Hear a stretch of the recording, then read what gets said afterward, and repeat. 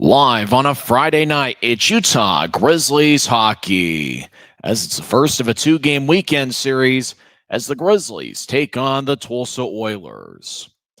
Hi, everybody. I'm Tyson Whiting. Welcome to Utah Grizzlies hockey. We're going to have a ton of fun tonight.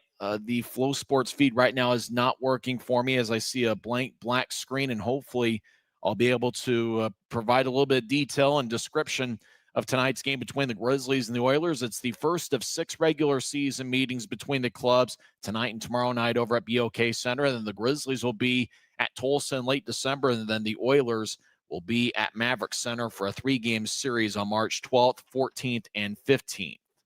Well, the Grizzlies picked up 3 out of a possible 6 standings points last weekend against the Idaho Steelheads.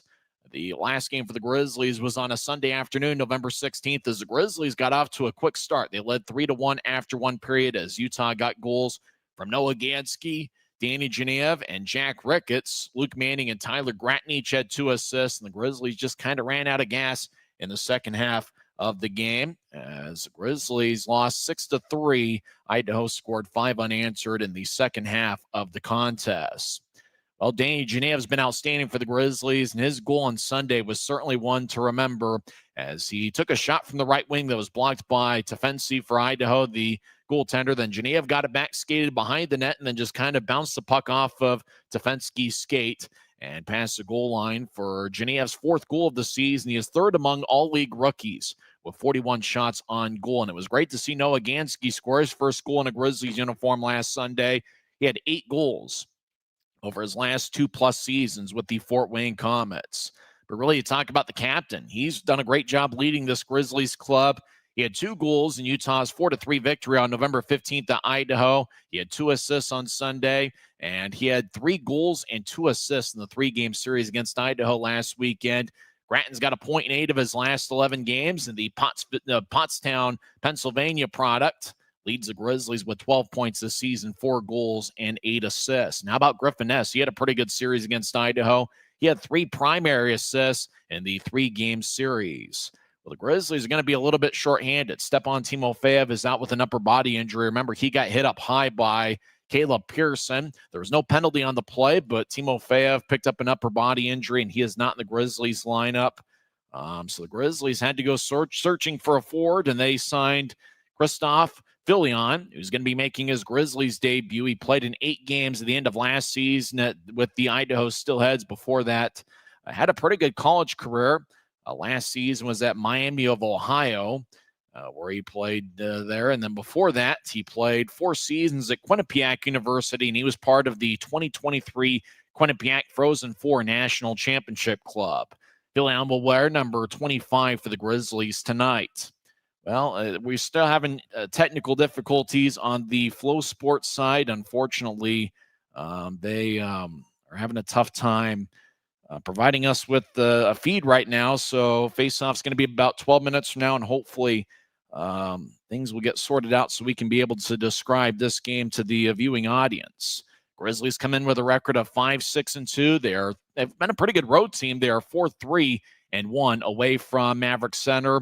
For the Tulsa Oilers, they're one of the hottest teams in the league. They have won 6 games in a row. They are 3-3 at the friendly confines of BOK Center. Tulsa's averaging 3 goals a game, allowing 2.9. They've struggled a bit on the power play at just 7.4% on the season. The Grizzlies' penalty kill has been pretty strong at 85.7% on the season. We'll see if the Grizzlies can get off to a fast start. They certainly need to against this Tulsa club.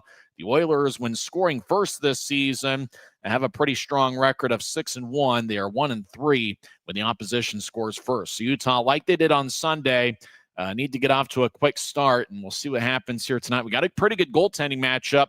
Kyle Kaiser is going to get the start in net for the Grizz. This will be his 3rd appearance. He's been outstanding for Utah. Remember, he had the 29-save shutout against Wichita on November 7th.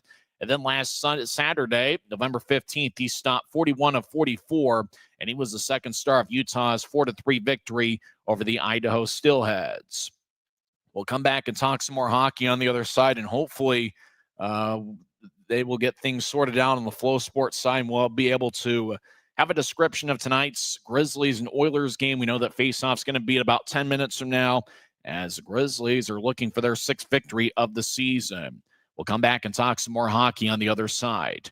You're listening to the Utah Grizzlies Hockey Network.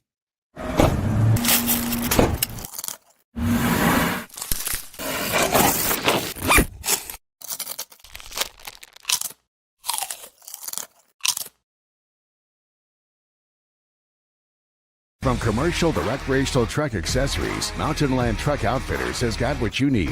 Flatbeds, spray and bed liners, lifts and leveling kits, wheels and tires. Mountain Land Truck Outfitters proudly uses a brand you know and trust. And with our experienced, knowledgeable, and friendly staff, your visit here will be informative and enjoyable. Stop into our convenient location in Provo at 265 South 100 West or call 801-225-4637 to get a quote for your fleet or individual truck. Mountain Land.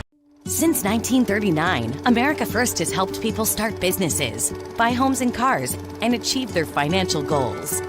Today, our top priority is still the financial success of you and your family, which is why we're giving new members $100 when they sign up for a basic savings and checking account, and another $100 when they upgrade to premium checking and enroll in and use direct deposit. So head to americafirst.com today and join the credit union that always puts its members first.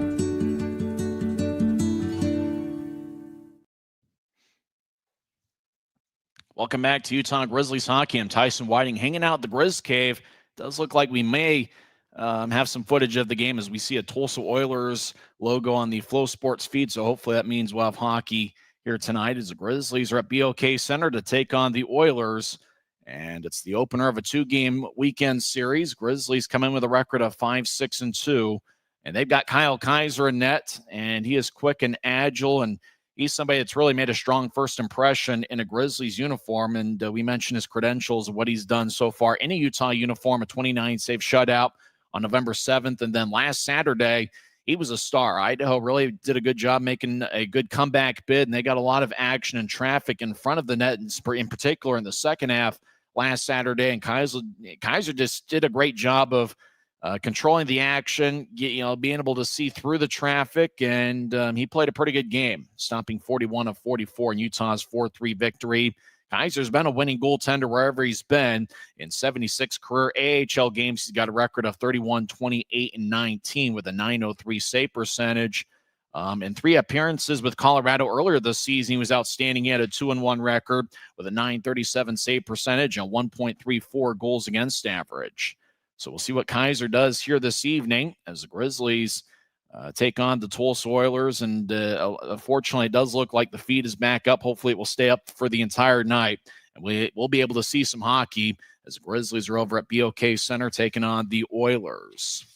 Well, the Grizzlies are going, in terms of John Buchanan's lineup card, they're going to go with 11 forwards and 6 defensemen. But by trade, they have 9 forwards and 8 defensemen who are going to be in the lineup. So the Grizzlies are a little bit shorthanded in terms of forwards for the second straight game. Colby Enns and Luke Salem will be acting as forwards. Remember, the Grizzlies signed Christophe Fillion to a contract earlier this week. Fillion will be making his 9th pro appearance. He played in 8 games and had 1 assist with the Idaho Steelheads last season. He was part of Quinnipiac University's 2023 National Championship Club. Earlier today, the Grizzlies got Sage Weinstein back. He spent a couple days over with the AHL's Colorado Eagles, but Weinstein is back, and he'll be on the defensive unit for John Buchanan's crew tonight. When we come back in 30 seconds, we'll go over the starting lineups for both teams. We're in business on a Friday night, and you're listening to the Utah Grizzlies Hockey Network. Every new day is a chance to be kinder to your body and your mind. U of U Health is here to help you build strength and confidence every day. Let us help you be a better you. U of U Health, official health partner for the Utah Jazz, Utah Hockey Club, Utes Athletics, and the Utah Grizzlies. Take the first step today at uofuhealth.org. For the Grizzlies, they're rolling with 11 forwards and 6 defensemen, but Colby Enns and Luke Salem will be acting as forwards tonight. We don't have the starters yet, but we do know the top forward line for the Grizzlies will be Tyler Gratton with Luke Manning and Reed Lebster. Lebster leads the Grizzlies with 6 goals this season, and Gratton leads Utah with 12 points, 4 goals, and 8 assists. Second forward line from left to right is Danny Genev. He's out there with Jack Ricketts and Griffin Ness. Ness picked up 3 primary assists last weekend against the Steelheads. Third forward line from left to right is John Gillette with Evan Friesen and Christoph Filion, as Genev moves up to the second forward line, and Stepan Timofeyev is out with an upper body injury. Timofeyev, Rylan Kovacevic, Adam Berg, Maxime Barbashev, and Ty Voigt are the forward scratches for the Grizzlies tonight. Defensively, unfortunately, we don't know the starters yet, but we do know that Garrett Pike and Christian Feltner, the top defensive pairing. We will see Sage Weinstein paired up with Noah Gansky. Connor Kelly, wearing number 74, he's a 6'1", 201-pound defenseman. He's paired up with Aiden Hansen-Bukata.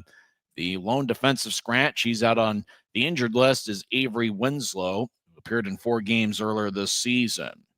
Kyle Kaiser's going to get the start in net. He's got a 1.50 goals against average and .959 save percentage. Dylan Wells will be the backup. When we come back, we will go over the Oilers lineup. Looks like they're introducing the starters over at BOK Center. There is one notable name to the Tulsa squad, and we're going to make sure not to make it a 3-hour Dylan Fitz infomercial, a 3-hour ode to Dylan Fitz, but he is in an Oilers uniform. He appeared in 192 games as a member of the Grizzlies. That's 7th most in the ECHL era and 18th most in the 31-plus years history of the Grizzlies. Fitz had 51 goals and 53 assists, 104 points with the Grizzlies. And he had some key moments. He had a hat trick a couple years ago against the Kansas City Mavericks. He had an overtime game winner, which turned out to be Utah's first road victory of the season. That was January 5th, 2024 against Newfoundland. And if you think about maybe the most fun game I've ever seen as a Grizzly broadcaster or even a Grizzlies fan, had to be game 2 of that Rapid City series, the game best known for Charles-Edouard Dastu's game winner with 7 seconds left in regulation. But you can't forget about the 2 third-period goals that Dylan Fitz had to keep the Grizzlies in that game. He will be wearing number 37 for Tulsa tonight. And Rob Murray's the Oilers head coach. It's his 9th season behind the bench. He's a member of the AHL Hall of Fame. He has 498 ECHL victories as a head coach. So he's 2 away from 500, and he won a Kelly Cup back in 2014 with the Alaska Aces. So it looks like in terms of forwards, it looks like Adam McMaster is out there. So he's going to be the starting center. The starting left wing is former Philadelphia Flyer Tyrell Goulbourne. And Easton Armstrong should also be there. And if you're watching on Flow Sports, there's Rob Murray. He doesn't smile a whole lot, but he is a pretty good coach. One of the best coaches in league history. Before his time in this league with the Alaska Aces, and this being the 9th year with the Tulsa Oilers, he spent 3 seasons as head coach of the AHL's Providence Bruins. So we believe the starting forward line for Tulsa is going to be Tyrell Goulbourne with Adam McMaster. McMaster leads the Oilers with 6 goals this season, and Easton Armstrong was 4 goals and 4 assists in 11 games. Couple defensemen for Tulsa who are familiar names. Mike McKee is in his 9th season with the Oilers. He leads Tulsa with a +8 rating this season. Jeremy Biakabatuka leads the Oilers with 7 assists on the year. And Dougie Legrone is in his 4th season with the Oilers. And, I've never heard anybody use the saying, once a Grizzly, always a Grizzly. And if I have, I've heard it maybe once. Well, Dougie Legrone was exactly once a Grizzly. He played in 1 game, which turned out to be his professional debut for the Grizzlies in a game at Allen in the latter stages of the 2018-2019 season. We'll come back and have face-off on the other side. You've been tuned into the pregame report on the Utah Grizzlies Hockey Network. Les Schwab changed the tire game more than 70 years ago. Today, we still believe that you should get more from less. Like exclusive tires we design ourselves means more tires made for the roads that you drive, less compromise. And we include America's best tire warranty in every tire we sell. It's more unbeatable warranty, less charging you extra. And our 60-day satisfaction guarantee means you'll be way more satisfied and way less stressed. For all this and more, you get more from less. Grizzlies and Oilers coming up. Utah's got a record of 5-6-2, and they're looking to end Tulsa's 6-game winning streak. Face off in a moment on the Grizzlies Hockey Network. We're 20, and yeah, we're celebrating big. Because Because in 20 years, we didn't just make the gear. We made hockey cooler. They said we were too loud, too flashy, too different. They told us to tone it down. The Warriors don't tone it down. We go full throttle. And this is just the start. 20 years in and we're just getting warmed up. We're still the brand that makes the gear you can win in, chirping, and partying.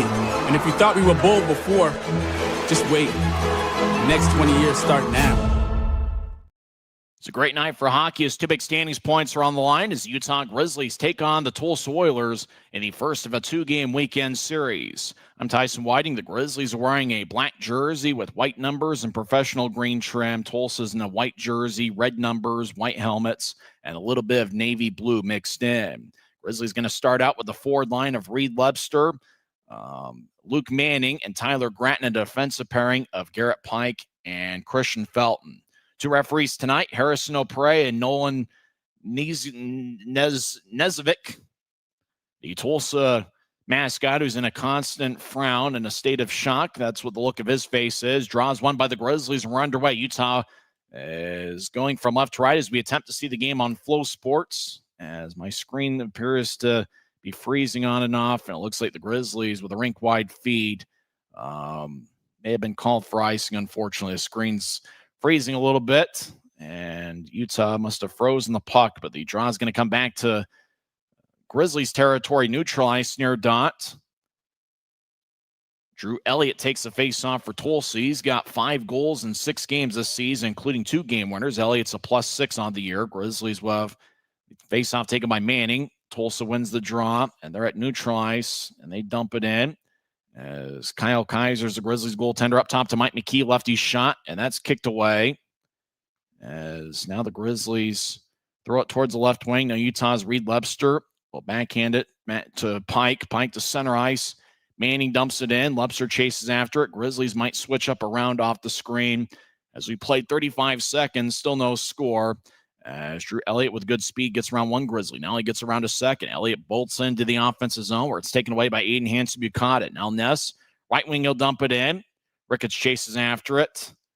And now Tulsa gets, unfortunately, my screen's freezing on and off as puck goes into the Grizzly zone right side. Now it slides towards Aiden Hansen-Buchanan. Now Connor Kelly gets it. Kelly will tap it ahead. The puck goes out to center ice and beyond towards the Tulsa line. Oilers come up with it. As Tulsa will zip it out towards their left. Griffin Ness cuts it off as he's battling with Justin McGaley, number 16. Now the puck goes back deeper into the Oilers zone. Doogie LeGrone in his 4th season with Tulsa, rink-wide feed angle left towards Lautenbaugh. Ryan's his first name, Ryan Lautenbaugh, 2 goals and 4 assists in 6 games. Oilers will dump it in. Chasing after it is Tyrell Goulbourne, number 13. He used to play with the Philadelphia Flyers, 2 different NHL seasons before the pandemic. Puck goes back to center ice. Skating in as Colby Ends acting as a forward. He'll take a righty shot, and that one's deflected and it goes out of play. Grizzlies will have an offensive zone draw. There's 18:20 left in the first. Grizzlies have, in terms of the position description, they've got 9 forwards and 8 defensemen, but Colby Ends and Luke Salem will be acting as forwards for the Grizzlies tonight. Utah's without Stepan Timofeyev, who's been about as hot as any Grizzly. He's got 7 points in his last 8 games. He picked up an upper body injury late in the 3rd period on Sunday against the Idaho Steelheads. Draw one by Utah, and firing towards the net, Sage Weinstein. Lefty blast is gloved by Christian Prop, the Tulsa goaltender. Prop is making his 2nd appearance of the season, but it's his Oilers debut. He used to play with Rapid City. Prop is 6'2" and 192 pounds. So we're just getting underway, so grab some chips and dip in a beverage of your choice and enjoy part of Friday with us. As hopefully your screen on Flow Sports is working more than mine. Mine's glitching and freezing and doing all sorts of stuff. It kind of feels like an ode to an era, a different time, kind of dial-up internet kind of era that we'd be speaking of. Tulsa gets to center ice and they'll dump it in. Actually, they didn't get to center ice before dumping it in, and icing is on the Oilers. Cade McNally on the ice. He has 26 penalty minutes in 8 games for Tulsa this season. Looks like a pretty good Friday night crowd over at BOK Center. It holds about as many as an NHL arena, especially when the upper deck is open. They can hold about 17,000. It's a big arena downtown in Tulsa, so they get all the big events. It is certainly a nice building. Grizzlies win the draw. Weinstein from the left point fires towards the net, and it goes wide, as the Oilers will tap it ahead towards number 13, Tyrell Goulbourne, who's got 2 goals and 4 assists. Now skating towards the left wing, but diving in front of him is Adam McMaster. Good job by the Grizzlies diving in front. And now the Oilers get it back. Right side shot saved by Kaiser. He holds on. 17:49 is left in the first period.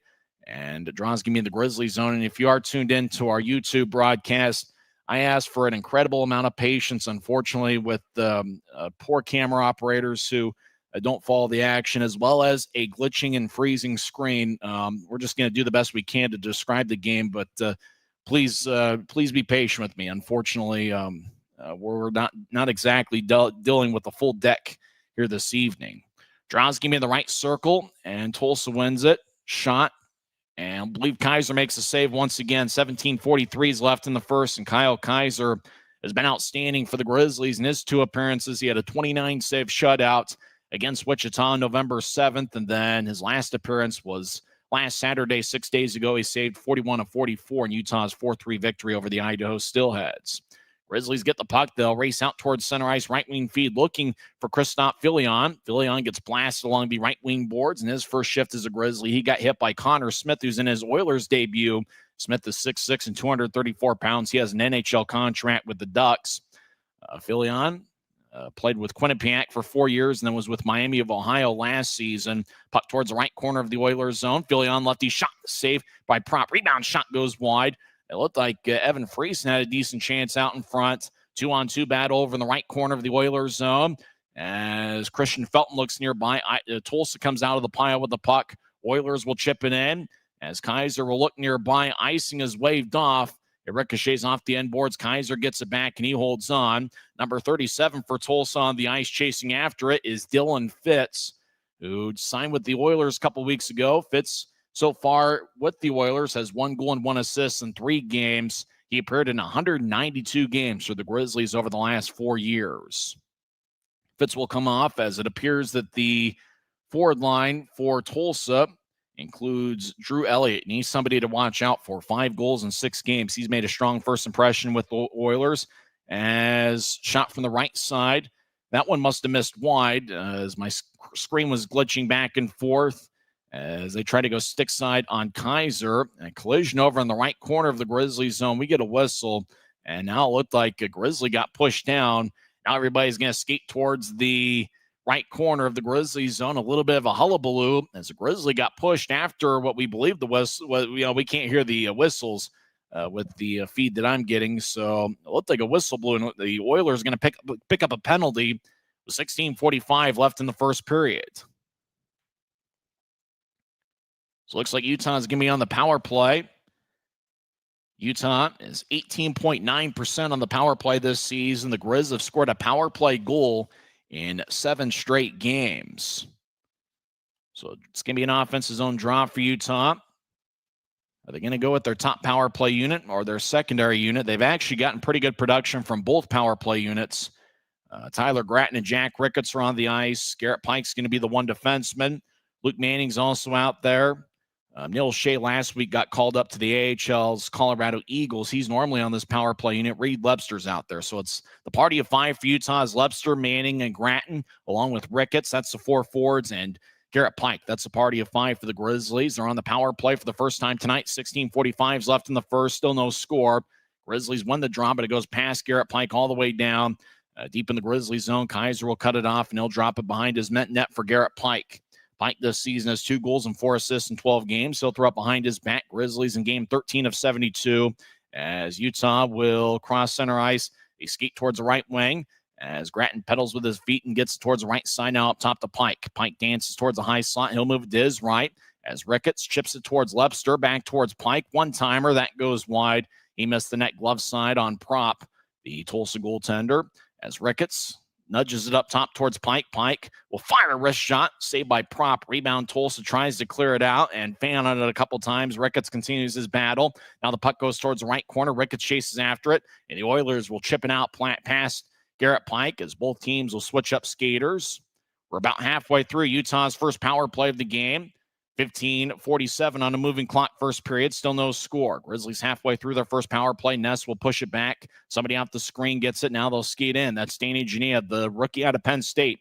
Genev skates towards the right corner, gets around Tulsa's net towards the far side. Now up top, Hanson Bukata moves to his left. Now back up top, Aiden Hanson Bukata. AHB gets towards the right side for Genev at the point. Genev skates towards the right circle. He'll tap it back up top for AHB. Across to the right side. And righty shot. That one must have missed as my screen froze for about 5 seconds. Grizzlies get it back towards Genev. He's in the right corner. Genev will feed it up top towards Hanson Bukata, who pedals towards his left. Now back to Genev in the right wing. Genev fires lefty. Shot and a score! Grizzlies get on the board as Genev fired towards the net. And it looked like it did get redirected. Utah leads 1-0. And can't quite tell. It might have been Evan Friesen who redirected it as they show a replay, or at least they think they're going to show a replay. They looked like they were going to show a replay, then they decided not to. But it looked like based on who skated to the bench first, it got redirected. The shot was taken by Danny Genev, and it looked like it got redirected by Evan Friesen. Griffin Ness was also net front. So the Grizzlies get a power play goal. They lead 1-0. It's the 8th straight game where the Grizzlies have registered a power play goal. Tulsa wins the draw. Oilers are 6-0 when scoring first. They are 1-3 when the opposition scores first, as Tulsa's 7-4 on the season. We played about 5 minutes. Utah leads 1-0. As the glitching screen, freezing screen at times is what we're watching the game on. Tulsa dumps it in from center ice, and they will freeze the puck. Icing is the call, as the draw is going to come back towards Christian Prop. Noah Gansky having a few words for Tyrell Goulbourne. Goulbourne's an interesting story. 2 separate occasions he's had hiatuses from pro hockey. He's a former third-round pick, 72nd overall by the Philadelphia Flyers back in 2013. He played in 11 NHL games with the Flyers over a 2-season stretch from 2017 through 2019. He's also appeared in a total of 334 AHL games where he has 422 penalty minutes and 65 points, 29 goals, and 36 assists. So Goulbourne wearing number 13 is an interesting story for Tulsa. 5.5 minutes in, Grizzlies dump it in towards the right side. Reed Webster dancing around. And so get it towards the left wing. Grizzlies skate in. John Gillette will feed it back across. Somebody off the screen. Now we'll skate behind Tulsa's net as the Grizzlies will get it. Well, the puck stays towards the right side. Lefty shot. That one's blocked. That was taken by Tyler Gratton, who leads the Grizzlies with 12 points this season. Manning gets pushed towards the boards as he got hit by Jeremy Bianca-Patuka. Right side shot saved by Prop. Rebound goes towards the right side. Manning feeds it across. And now the puck goes deep into the Oilers zone. Manning gets pushed in front of the crease by Bianca-Patuka. Puck goes back towards the left side. Easton Armstrong gets it, and he'll sail it out to center. Actually, he'll carry the puck towards center ice as he fires it towards Kaiser. And we apologize. My screen's been glitching back and forth as AHB has the puck behind Utah's net. Grizzlies skate from left to right, leading 1-0. As we believe Evan Friesen scored the power play goal as he redirected the Genev shot. And that is what the official scorer says. The goal was scored 4:58 in. As the Oilers have the puck, they're deep in their own end. Grizzlies skate from left to right as we attempt to see the game on Flow Sports. As Tulsa skates in towards the right point, they get pushed along the boards by Hanson Bukata. Grizzlies will chip it back towards center ice. So we played 7 minutes in. Oilers get the puck back, and they'll slide one across. Dylan Fitz fires towards the net. It's blocked by Ness's stick. Fitz gets it back, and he gets hit by Kelly. As Hanson Bukata hacking away along with Griffin Ness. Fitz battles along behind Utah's net. Puck slides towards the left side. Fitz delivers a hit on Ricketts. I got to imagine Dylan Fitz is going to be motivated and ready to go. He got released by the Grizzlies last month. Utah takes it away. Jack Ricketts crosses center ice. Skates down the middle. Tried to leave it for Genev. Just too many Oilers in the way. Now Genev tries to negotiate his way around an Oiler. As now the puck's back at center ice after 7 minutes of a frozen screen. Sledge, the Oilers mascot, is banging a drum as the puck goes back towards center ice past Lebster. As the Oilers will overskate the puck. Now Lebster will chip it towards the center ice logo. Tulsa gathers it, and they'll dump it in. As number 25, Colson Petrie chases after. He's got 2 goals and 2 assists in 5 games. Petrie wearing number 25 for the Oilers.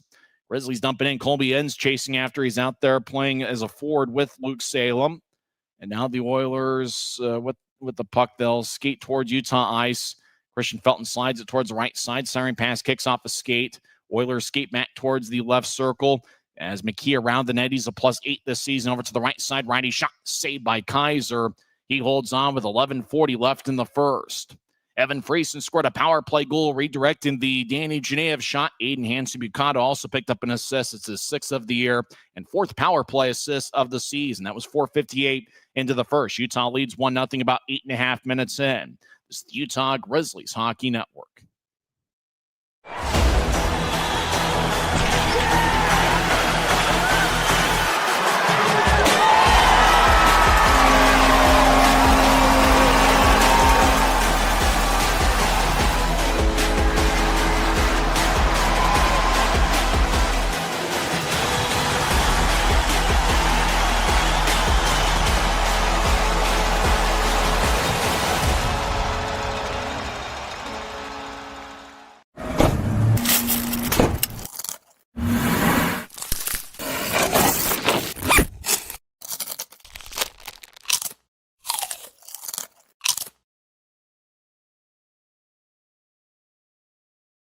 So the Grizzlies have a 1-0 lead, and for the 8th straight game, they've picked up a power play goal. Evan Friesen redirected the Danny Genev shot. Genev's certainly been an active player for the Grizzlies. Genev came into play third among league rookies with 41 shots on goal. Seems like every game he gets 3 or 4 great scoring chances. Tulsa wins the draw. 2 Oilers collide with each other on the right point. Now the puck goes towards the left wing. Lefty shot. That one's blocked. It was blocked by a teammate, and an Oiler player is slow to get to their feet. Sage Weinstein was in the area. Puck towards the right side. Grizzlies dump it in and chase after it. Evan Friesen in particular, the goal scorer. Friesen now has 2 goals on the season. As John Gillette, number 24, the Holy Cross product, gets belted along the corner boards. As Utah gets it back towards Gillette, who continues his battle with an Oiler, and that's number 20, Owen Lindmark, who's in his first home game as an Oiler, a recent signee. Puck goes behind Utah's net. Kyle Kaiser will drift it towards the far side. Grizzlies out to neutralize. They spread the ice. Friesen's on the ice. Normally it's Friesen, Genev, and Timofeyev. We get a whistle as both teams looked like they were changing up. A Grizzly player kind of limping a little bit. Puck might have deflected out of play into the bench area. So play stops. Draw is going to be in Oilers territory over in the far dot. 10:57 left in the first period. As Luke Manning will take the face off, the St. Thomas product. He's out there with Reed Webster and the captain, Tyler Gratton. These forwards are going to see quite a few minutes as there's only 11 of them tonight and only 9 are normal forwards. As Utah gets the puck, they're in their own zone, skating from left to right. As Connor Kelly gets the puck, he wears number 74, races over the offensive line, skates towards the right circle, and his shot's blocked. The Oilers sky it towards the right point. Webster keeps it in, and he'll float it over the head of Jeremy Biaka-Patuka, who is the nephew of Tim Biaka-Patuka, the former running back, who had an outstanding game for Michigan against Ohio State in 1995. Oilers dump it in. I still remember that. Tim Biaka-Patuka ran for like 300 yards that day. He ended up having an NFL career with the Carolina Panthers. And Jeremy Biaka-Patuka has got an NHL contract with the Anaheim Ducks. He's his nephew. Grizzlies have it deep in their own zone. We're about halfway through the first period. Utah leads 1-0 as Evan Friesen redirected the Danny Genev shot about 5 minutes in. Taking away the Oilers. Left side, lefty shot saved by Kaiser. Wrap around, shot saved by Kaiser again. Kaiser is laying on the crease, and he covers up. Boy, Kyle Kaiser's been unbelievable for Utah. He's already made some grade A saves to keep it a 1-0 game. 9:59 left in the first period. Utah leads 1-0. We're back in 1 minute on the Utah Grizzlies Hockey Network. Les Schwab changed the tire game more than 70 years ago. Today, we still believe that you should get more from less. Like exclusive tires we design ourselves means more tires made for the roads that you drive, less compromise. And we include America's best tire warranty in every tire we sell. It's more unbeatable warranty, less charging you extra. And our 60-day satisfaction guarantee means you'll be way more satisfied and way less stressed. For all this and more, you get more from less. Both teams have taken 6 shots. 2 shots for Evan Friesen, including the goal 4:58 in with Danny Genev and Aiden Hansen-Bukata picking up the assist. Bucata has been one of the better distributing defensemen in the league. He now has 4 power play assists on the season. More hockey in a moment. Maverick's new bean-to-cup machines always deliver a freshly ground cup of coffee on demand, so you can enjoy any of our premium roasts at their best, day or night, hot or iced. Enjoy a fresh cup today. Draws in the Grizzlies zone as Kyle Kaiser's been outstanding so far. He has saved all 6 shots. He's a little bit slow getting towards his crease. As the Grizzlies will have Jack Ricketts taking the face-off. First-year pro. He was at Quinnipiac last season, and before that was at Holy Cross. So we missed the new Grizzly, Christoph Filion. Filion was with Quinnipiac for 4 years, and then last season transferred to Miami of Ohio. So they were never college teammates, even though they both are former Quinnipiac products. As Filion was part of the 2023 Frozen Four Club. Tulsa from center ice dumps it in, and Christian Felton chasing after. Arm is raised by the linesman, and icing is on Tulsa with 9:40 left in the first. Linesmen tonight are Daniel Barnes and Jake Paw. Referees are Harrison O'Prey and Nolan Nesvik. Nesvik wearing number 51 in the back of his officiating jersey. I guess you call them jerseys or you call them shirts. I mean, I guess officials wear jerseys as well. It's just a different type. Grizzlies have the puck. My screen's been freezing back and forth, and now it looks like behind the net, Griffin S. centers it. Lefty shot saved by Prop. Puck slides about 10 feet in front of the crease. Tulsa falls down. Ness falls down as well as he continued his battle with Drew Elliott. Now the Oilers back towards center ice, but it's the Grizzlies that have the puck. Christian Felton tries to get around Dylan Fitz. Fitz bounces himself off the boards. Genev will get it ahead. Fitz wears number 37. And Utah's there trying to skate into the offensive line, gets tripped up by Doogie LaGrome. Mike McKee gets it, and he will hike it all the way as the puck gets plenty of air under it. Bounces in the Grizzlies zone. Now left wing, lefty shot goes wide. Kaiser might have gotten a piece of it. Now Tulsa feeds up top. Drew Elliott fires lefty shot, saved by Kaiser. Rebound goes wide. As getting the second look was Colson Petrie, who's 6'1", 185 pounds. Now a battle along the right corner boards. Grizzlies get it, and Felton stops on a dime but loses control of the puck. Puck skates towards the right corner. 2-on-2 battle. Now the Grizzlies have it slide towards Felton, who skates behind Kaiser's net. As he'll drop it back towards the left corner. Grizzlies will take it, and they'll drag it out to center ice. Luke Salem dumps it in. Gratton chasing after it. Spinning himself around towards the boards. It's number 41, Tanner Faith. Oilers get around center ice, and they'll dump it in. Tulsa makes a full line change. You can get plenty of shots on the Oilers. They allow 37.1 shots per game, and they take just over 27. As the Oilers come back up with it, they play kind of an up-tempo brand of hockey with good team speed. Oilers get around the offensive line. Ryan Luttenbaugh gets around a Grizzly, but loses control of the puck. Grizzlies dump it in, racing after it with good speed is Filion. He looks like he's going to be a pretty fun one. 5'7", 175 pounds is Filion. First-year pro. He was with training camp with Adirondack, was released before the season. As Filion delivers a blow on Lattenbaugh as the puck slides towards center ice. Friesen was battling along the near boards with Justin McAlien. The whistle blows with 7:39 left in the first. As the puck ended up out of play, and it's going to be an offensive zone draw for Utah. Tulsa's an interesting team. They've won 6 in a row. They were 1-4 to start the season. They split a 2-game series against Iowa and then lost 2 in a row to Tahoe and then lost the opener of a 3-game series to Kansas City. Then they won the final 2 games of the Kansas City series on October 31st and November 1st. They beat Wichita on November 2nd and then swept a 3-game series last week against Allen. Off the draw shot saved by Prop. He holds on with 7:35 left in the first.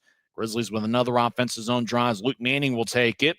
And Manning's taken a ton of the big faceoffs for the Grizzlies here over the last couple weeks. Manning takes the draw and Oiler falls down as Reed leaps to right side. Tried to feed it towards Gratton out in front. Gratton got a stick lifted by an Oiler. Puck towards the left side now behind the Oilers net. Manning tries to chip it out in front, and he passes wide the mark looking for Tyler Gratton. Manning didn't get much of a passing angle.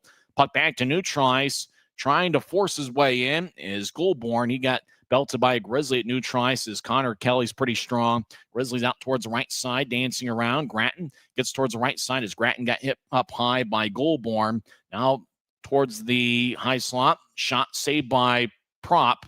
He holds on with 7:01 left in the first. Grizzlies will have an offensive zone draw. Pike and Felton are on the ice.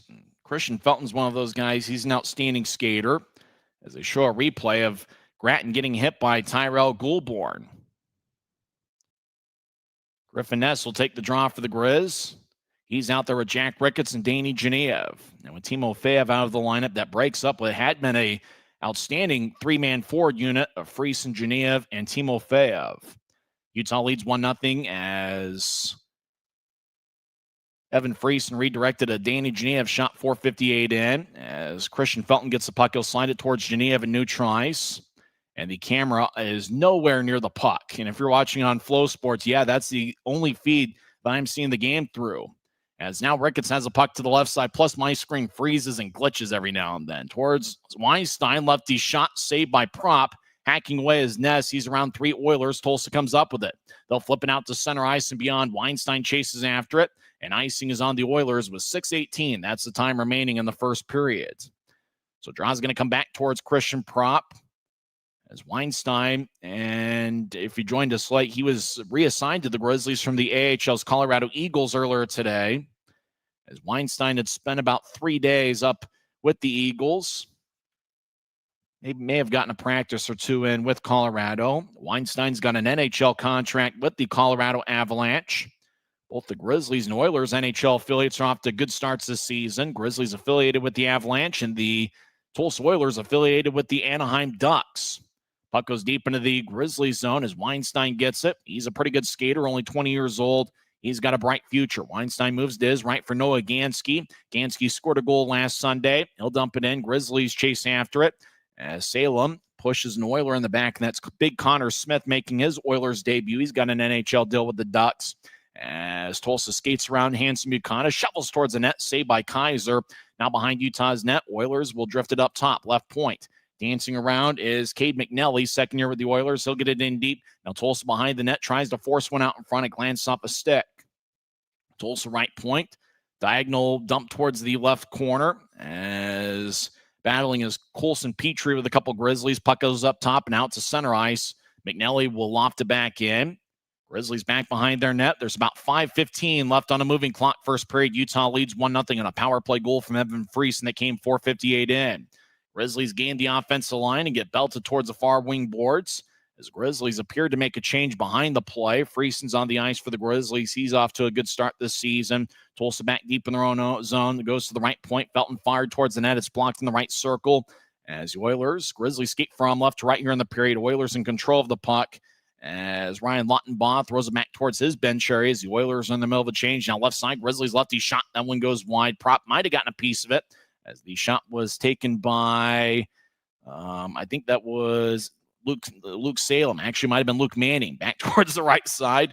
Somebody off the screen with a shot saved by Prop. As that shot was taken from about the right point.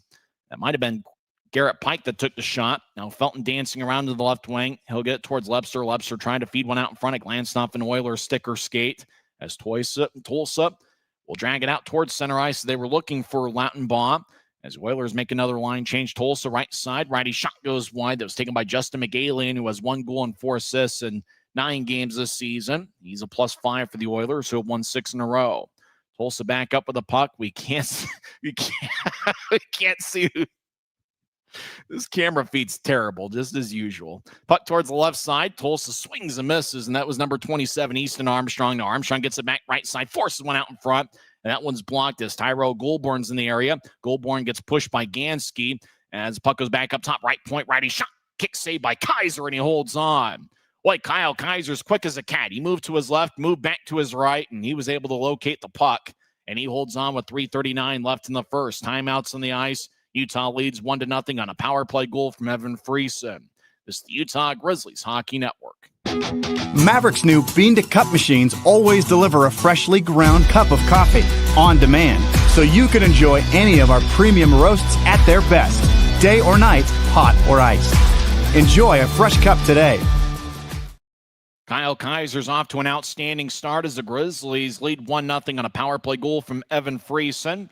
It's going to be an interesting one to see if the Grizzlies can find a way to hold on. Tulsa's been a pretty tough team this year. They've got a record of 7-4. They've won 6 in a row. More hockey in a moment.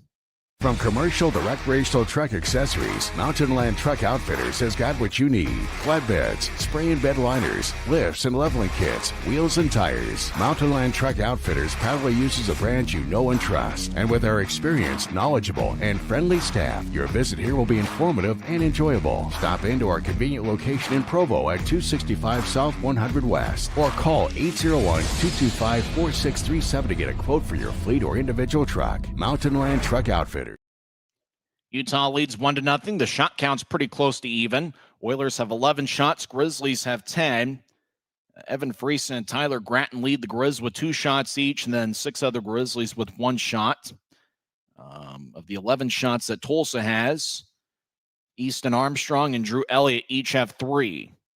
Draws over in the right circle as the Grizzlies have played some pretty good hockey sporadically throughout this season. Grizzlies looking for their 6th win of the year as Utah, Ness trying to throw up behind his back, behind Utah's net. Now the Oilers towards the left wing. They shield Ness from the puck as Ness pushes Tulsa. Ness has been more of a physical presence over the last couple weeks.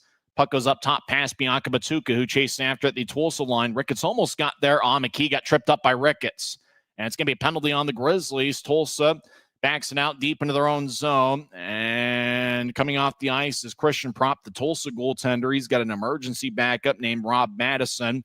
As the Oilers spread the ice on a delayed penalty, Jack Ricketts is going to get 2 minutes for tripping as Mike McKee was in the area for the Oilers. Now Tulsa races over the offensive line. They skate down the middle of the ice. Grizzlies touch up the puck. The whistle blows. And Tulsa gets their first power play of the game as Jack Ricketts was going after a loose puck.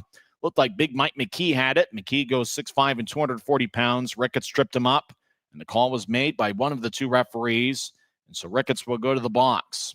Tulsa's power play struggled a little bit so far this season at just 7.4%. The Grizzlies' penalty kill, for the most part, has been pretty good. Penalty kill is 36 for 42 on the year, and they're actually pretty good on the road at 24 for 27. Adam McMaster, watch out for him. He's got 6 goals in the season. He'll take the draw for the Oilers. Dylan Fitz also on this power play unit. He'll be net front as the Oilers win the draw. Up top, Bianca Batuka gets it towards the left wing. McMaster dangling back and forth. They'll feed it to Fitz at the left goal line. Fitz dangles back and forth. Now he'll take a righty shot, saved by Kaiser. And the Grizzlies take it away from Fitz, and they clear it out. I believe that was Christian Felton. We remember Fitz getting in front of the net on Utah power plays, and it looks like that's his specific role on this particular power play unit. Oilers reset as they go to center ice. McMaster, his first name is Adam. He's off to a good start this season. He'll shovel it in. Fitz lets it go towards the left point. Bianca Batuka gets it across. Webster in the area. He's near the slot. Now Bianca Batuka fakes his shot. Now I'll move it to his right. Oilers skate towards the right circle. They get it back up top to Bianca Batuka. He takes a righty shot blocker, saved by Kaiser. Rebound goes towards McMaster in the left wing. Up top, Bianca Batuka dangles back and forth, takes a righty shot, fanned on it. Grizzlies will ring it off the near wing wall. It hits one of the linesmen and goes to neutral ice. Tulsa resets. They skate over the offensive line. Tulsa will get a couple new skaters on the ice. Bianca Batuka over to the right side. Lefty shot goes wide, and that was a one-timer, and that was a blast, but just missed the net. Grizzlies from neutral ice will chip it in. Griffin Ness chasing after it. Grizzlies have been pretty strong shorthanded. They have been a little bit aggressive at times. Ness gets pinned to the boards. Tulsa gets across center ice. Late in the first period, Utah leads 1-0 on Evan Friesen's power play goal. Tulsa gets forced towards the left corner. Now a 3-on-3 scrum ensues. As looking nearby, Tyrell Goulbourne trying to yank it away. Puck slides towards the near side as Tulsa gets it back up top.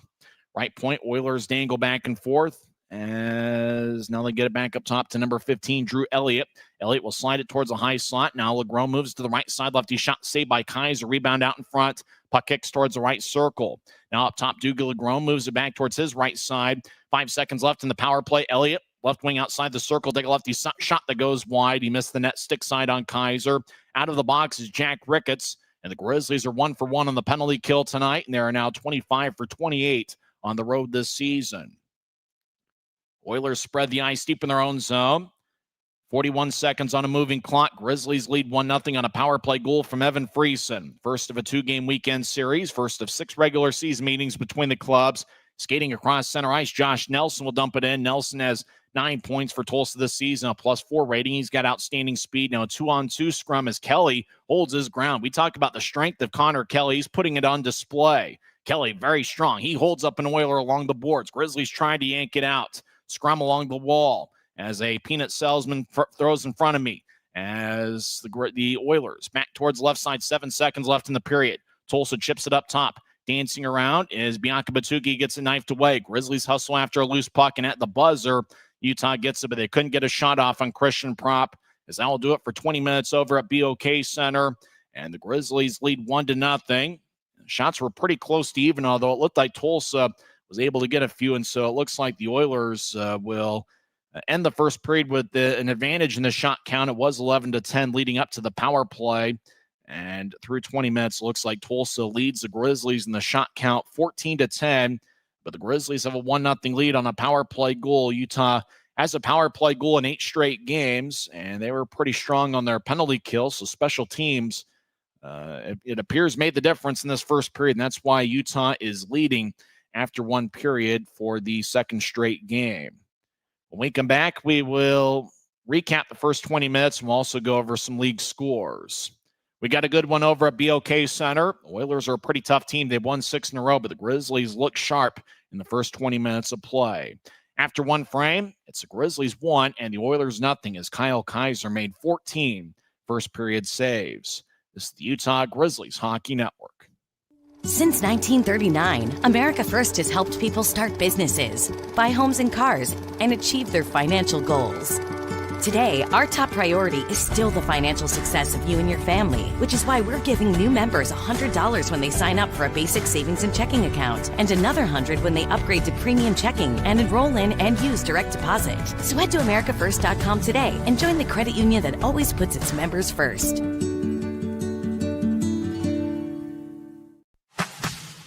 Every new day is a chance to be kinder to your body and your mind. U of U Health is here to help you build strength and confidence every day. Let us help you be a better you.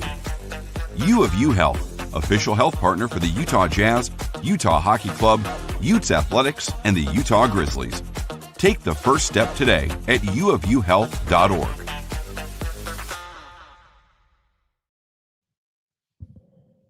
Utah leads 1-0 after one period. Tulsa outshot Utah 14-10, but Kyle Kaiser looked to have an outstanding first 20 minutes of plays, quick and agile, and he made a couple of grade A saves along the near goal line. Then there was one shot in the right point late in the first period that he made an outstanding save on. Kyle Kaiser once again has his A game, and boy, you could just tell the confidence he's playing with. He had 3 great games with the Colorado Eagles earlier this season in the American League, but the Avalanche organization does have pretty good depth in goaltending this year, and so Kaiser just basically, just got caught in a numbers game, it looked like, and that's why he ended up in Utah, and he's been outstanding so far in a Grizzlies uniform. The backup goalie tonight is Dylan Wells. Utah got a power play early in the game as Drew Elliott picked up a roughing minor, 3:15 in. And late in the power play, Danny Geneva, the puck on the right side, fired towards the net. It got redirected by Evan Friesen and past Christian Prop, the Tulsa goaltender, for the game's lone goal. Friesen now has 2 goals on the season. Geneva has 6 assists. And Aiden Hansen-Bukata also picked up his 6th assists of the year. 4 of Hansen-Bukata's 6 assists this season have come on Utah power plays. And with that, the Grizzlies now have a power play goal in 8 straight games, and they took a 1-0 lead, and it stayed that way throughout the remainder of the first period. Of the 10 shots Utah had in the first, Evan Friesen and Tyler Gratton had 2, and then 6 other Grizzlies with 1 shot. And that included Danny Geneva, whose power play shot turned into an assist as Evan Friesen redirected it out in front of the net. For the Oilers, Drew Elliott led the way with 4 shots. Looks like he's a pretty good prospect. 5'10", 196 pounds. He displayed some outstanding speed.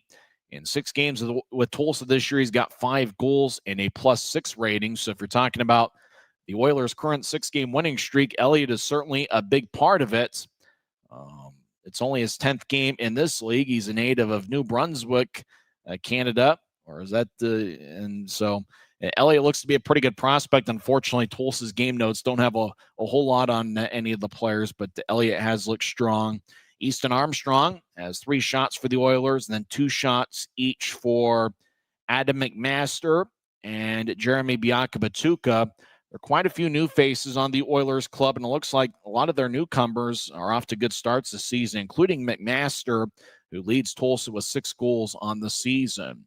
Tulsa had 1 power play late in the first period as Jack Ricketts got a tripping minor 17:06 in, and Tulsa got 2 or 3 shots on that power play, but they were held off the scoring sheet. For the Oilers, Dylan Fitz doesn't officially have a shot on goal. Fitz isn't even in the plus-minus category. He signed with the Oilers a couple weeks ago. He was released by the Grizzlies after training camp, and so that's him and Dougie Legrone are the 2 former Grizzlies who are on the current Tulsa roster. And if you don't remember Dougie Legrone as a Grizzly, it's okay. It was literally 1 game that he played with Utah towards the end of the 2018-2019 season. He just happened to be in the Allen area, and the Grizzlies needed a defenseman, and so Legrone ended up playing for the Grizzlies on a weeknight over in Allen, Texas. It was the only time he played as a Grizzly, but he's in his 4th season with the Oilers, and he's been an outstanding performer for Rob Murray's crew. When we come back, we'll go over some other league scores. I'm also checking on those NHL scores. There are 4 games in the National Hockey League tonight, and I was late to the party. I didn't get a Chicago Blackhawks new black alternate jersey.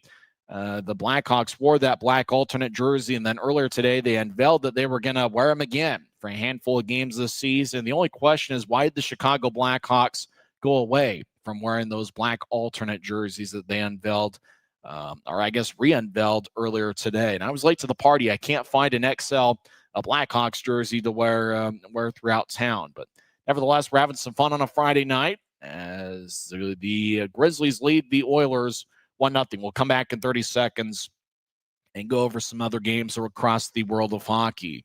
This is the Utah Grizzlies Hockey Network. We're 20, and yeah, we're celebrating big. Because in 20 years, we didn't just make the gear. We made hockey cooler. They said we were too loud, too flashy, too different. They told us to tone it down. The Warriors don't tone it down. We go full throttle. And this is just the start. 20 years in and we're just getting warmed up. We're still the brand that makes the gear you can win in, chirping, and partying. And if you thought we were bold before, just wait. The next 20 years start now. A busy night across the league. Guy Carenza and Jared Youngman's Atlanta Gladiators are off tonight. They will be in action tomorrow and Sunday. Halfway through the 3rd period, Reading leads Wheeling 3-1. That's a battle of powerhouses in the North Division. Reading is 8-3-2. And how about the Wheeling Nailers? They are 10-2 on the season. In Mike Foltz's hometown of Fishers, Indiana, the Indy Fuel have a 1-0 lead over Adirondack. Late 2nd period, Jeff Carr's Norfolk Admirals lead the defending champion Trois-Rivières Lions 3-2. Both of Trois-Rivières' goals have been scored by Anthony Beauregard, the former league MVP. After 2 periods, Jacksonville and Greenville are tied at 1. Dalton Duhart has the lone Jacksonville goal, and Brent Peterson has the Greenville tally. After 2 periods of play, Maine and Worcester are tied at 1. And how about this for a name? Andrew Nilsson, who had 2 or 3 different stints as a Grizzly, a defenseman that played a little bit with Utah towards the end of last season. Andrew Nilsson just recently signed with Maine, and he scored a goal 18-19 into the 2nd period as they're tied at 1. Interestingly enough, both goals came 20 seconds apart. Miato of Worcester scored 17:59 into the 1st, and Andrew Nilsson scored 20 seconds later as he gets his first in a Maine Mariners uniform. So it's interesting to see Andrew Nilsson, who played with 3 different teams in this league, including the Allen Americans, and about a 2-month stint with the Grizzlies before signing with the team overseas. Nilsson, a recent Maine signee, scores late in the 2nd period. That game is tied after 2 periods, Maine and Worcester. Late 2nd period, Toledo leads Wichita 2-0. Andrews and Ernst have the goals for the Walleye. Early 2nd period, Florida leads South Carolina 1-0. We'll see who's in net for Florida, as I believe Will Cranley is part of the Florida roster, and Cranley's the backup goaltender tonight. Duke has a goal for Florida, and the Everblades lead the South Carolina Stingrays 1-0 early in the 2nd period. Early 2nd, Fort Wayne leads Bloomington 2-0. Murray and Stephon have the goals for the Comets. After one period, Cincinnati and Iowa are tied at 1. Yesterday, it was announced that 3 Ice is going to have their headquarters, and they'll play the 2026 season over at Extreme Arena in Coralville, Iowa. So it looks like a lot of hockey players, and there's actually quite a few ECHL level players who will play in 3 Ice summer after summer, and they're going to be hanging out in Coralville, Iowa for the summer of 2026. Just getting underway. Kansas City is at Rapid City, also getting underway in about 20 minutes from now. Allen is at Idaho, and we'll keep an eye on that matchup for a little bit, as Allen will be at Maverick Center for a 3-game series next week. Next Wednesday, Friday, and Saturday, the Allen Americans will be in town. Allen is 4-5-2 on the season. Idaho is 8-6-1. And getting underway about an hour from now at Tahoe Blue Event Center, Savannah is at Tahoe. When we come back, we'll go over some NHL scores as Grizzlies and Oilers do battle. Utah leads 1-0 on a power play goal from Evan Friesen. This is the Utah Grizzlies Hockey Network. Les Schwab changed the tire game more than 70 years ago. Today, we still believe that you should get more from less. Like exclusive tires we design ourselves means more tires made for the roads that you drive, less compromise. And we include America's best tire warranty in every tire we sell. It's more unbeatable warranty, less charging you extra. And our 60-day satisfaction guarantee means you'll be way more satisfied and way less stressed. For all this and more, you get more from less.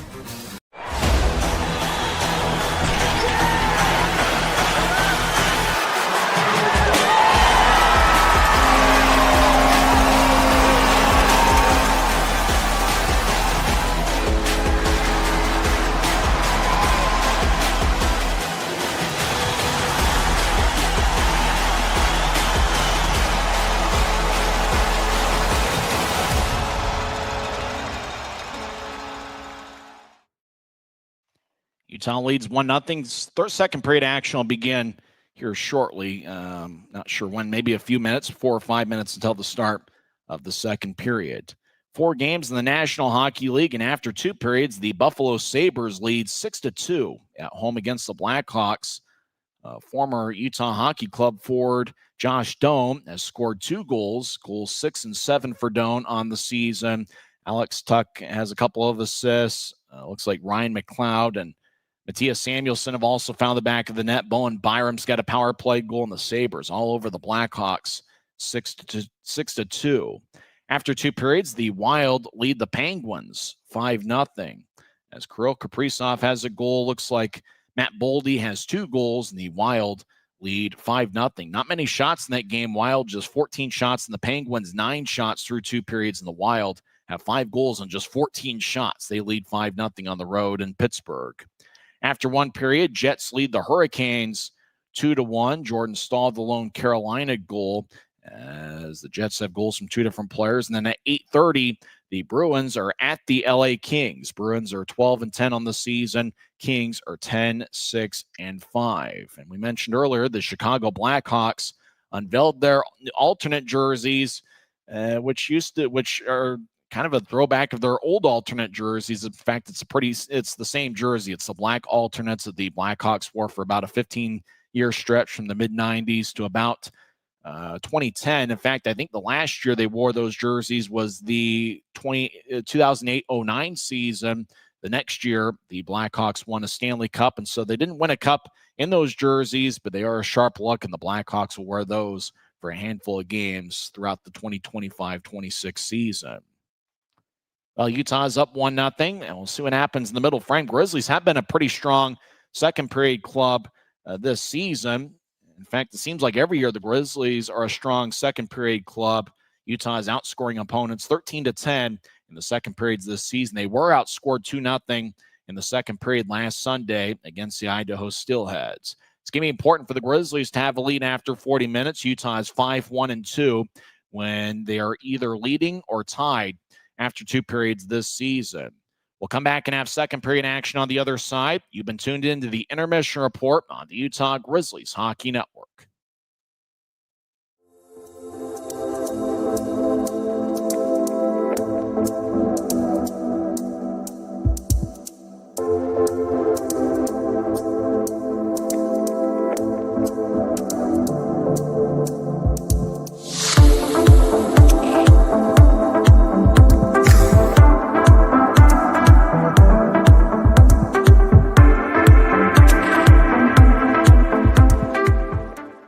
Commercial Direct Racial Truck Accessories, Mountain Land Truck Outfitters has got what you need. Flatbeds, spray and bed liners, lifts and leveling kits, wheels and tires. Mountain Land Truck Outfitters proudly uses a brand you know and trust. And with our experienced, knowledgeable, and friendly staff, your visit here will be informative and enjoyable. Stop into our convenient location in Provo at 265 South 100 West or call 801-225-4637 to get a quote for your fleet or individual truck. Mountain Land Truck Outfitters.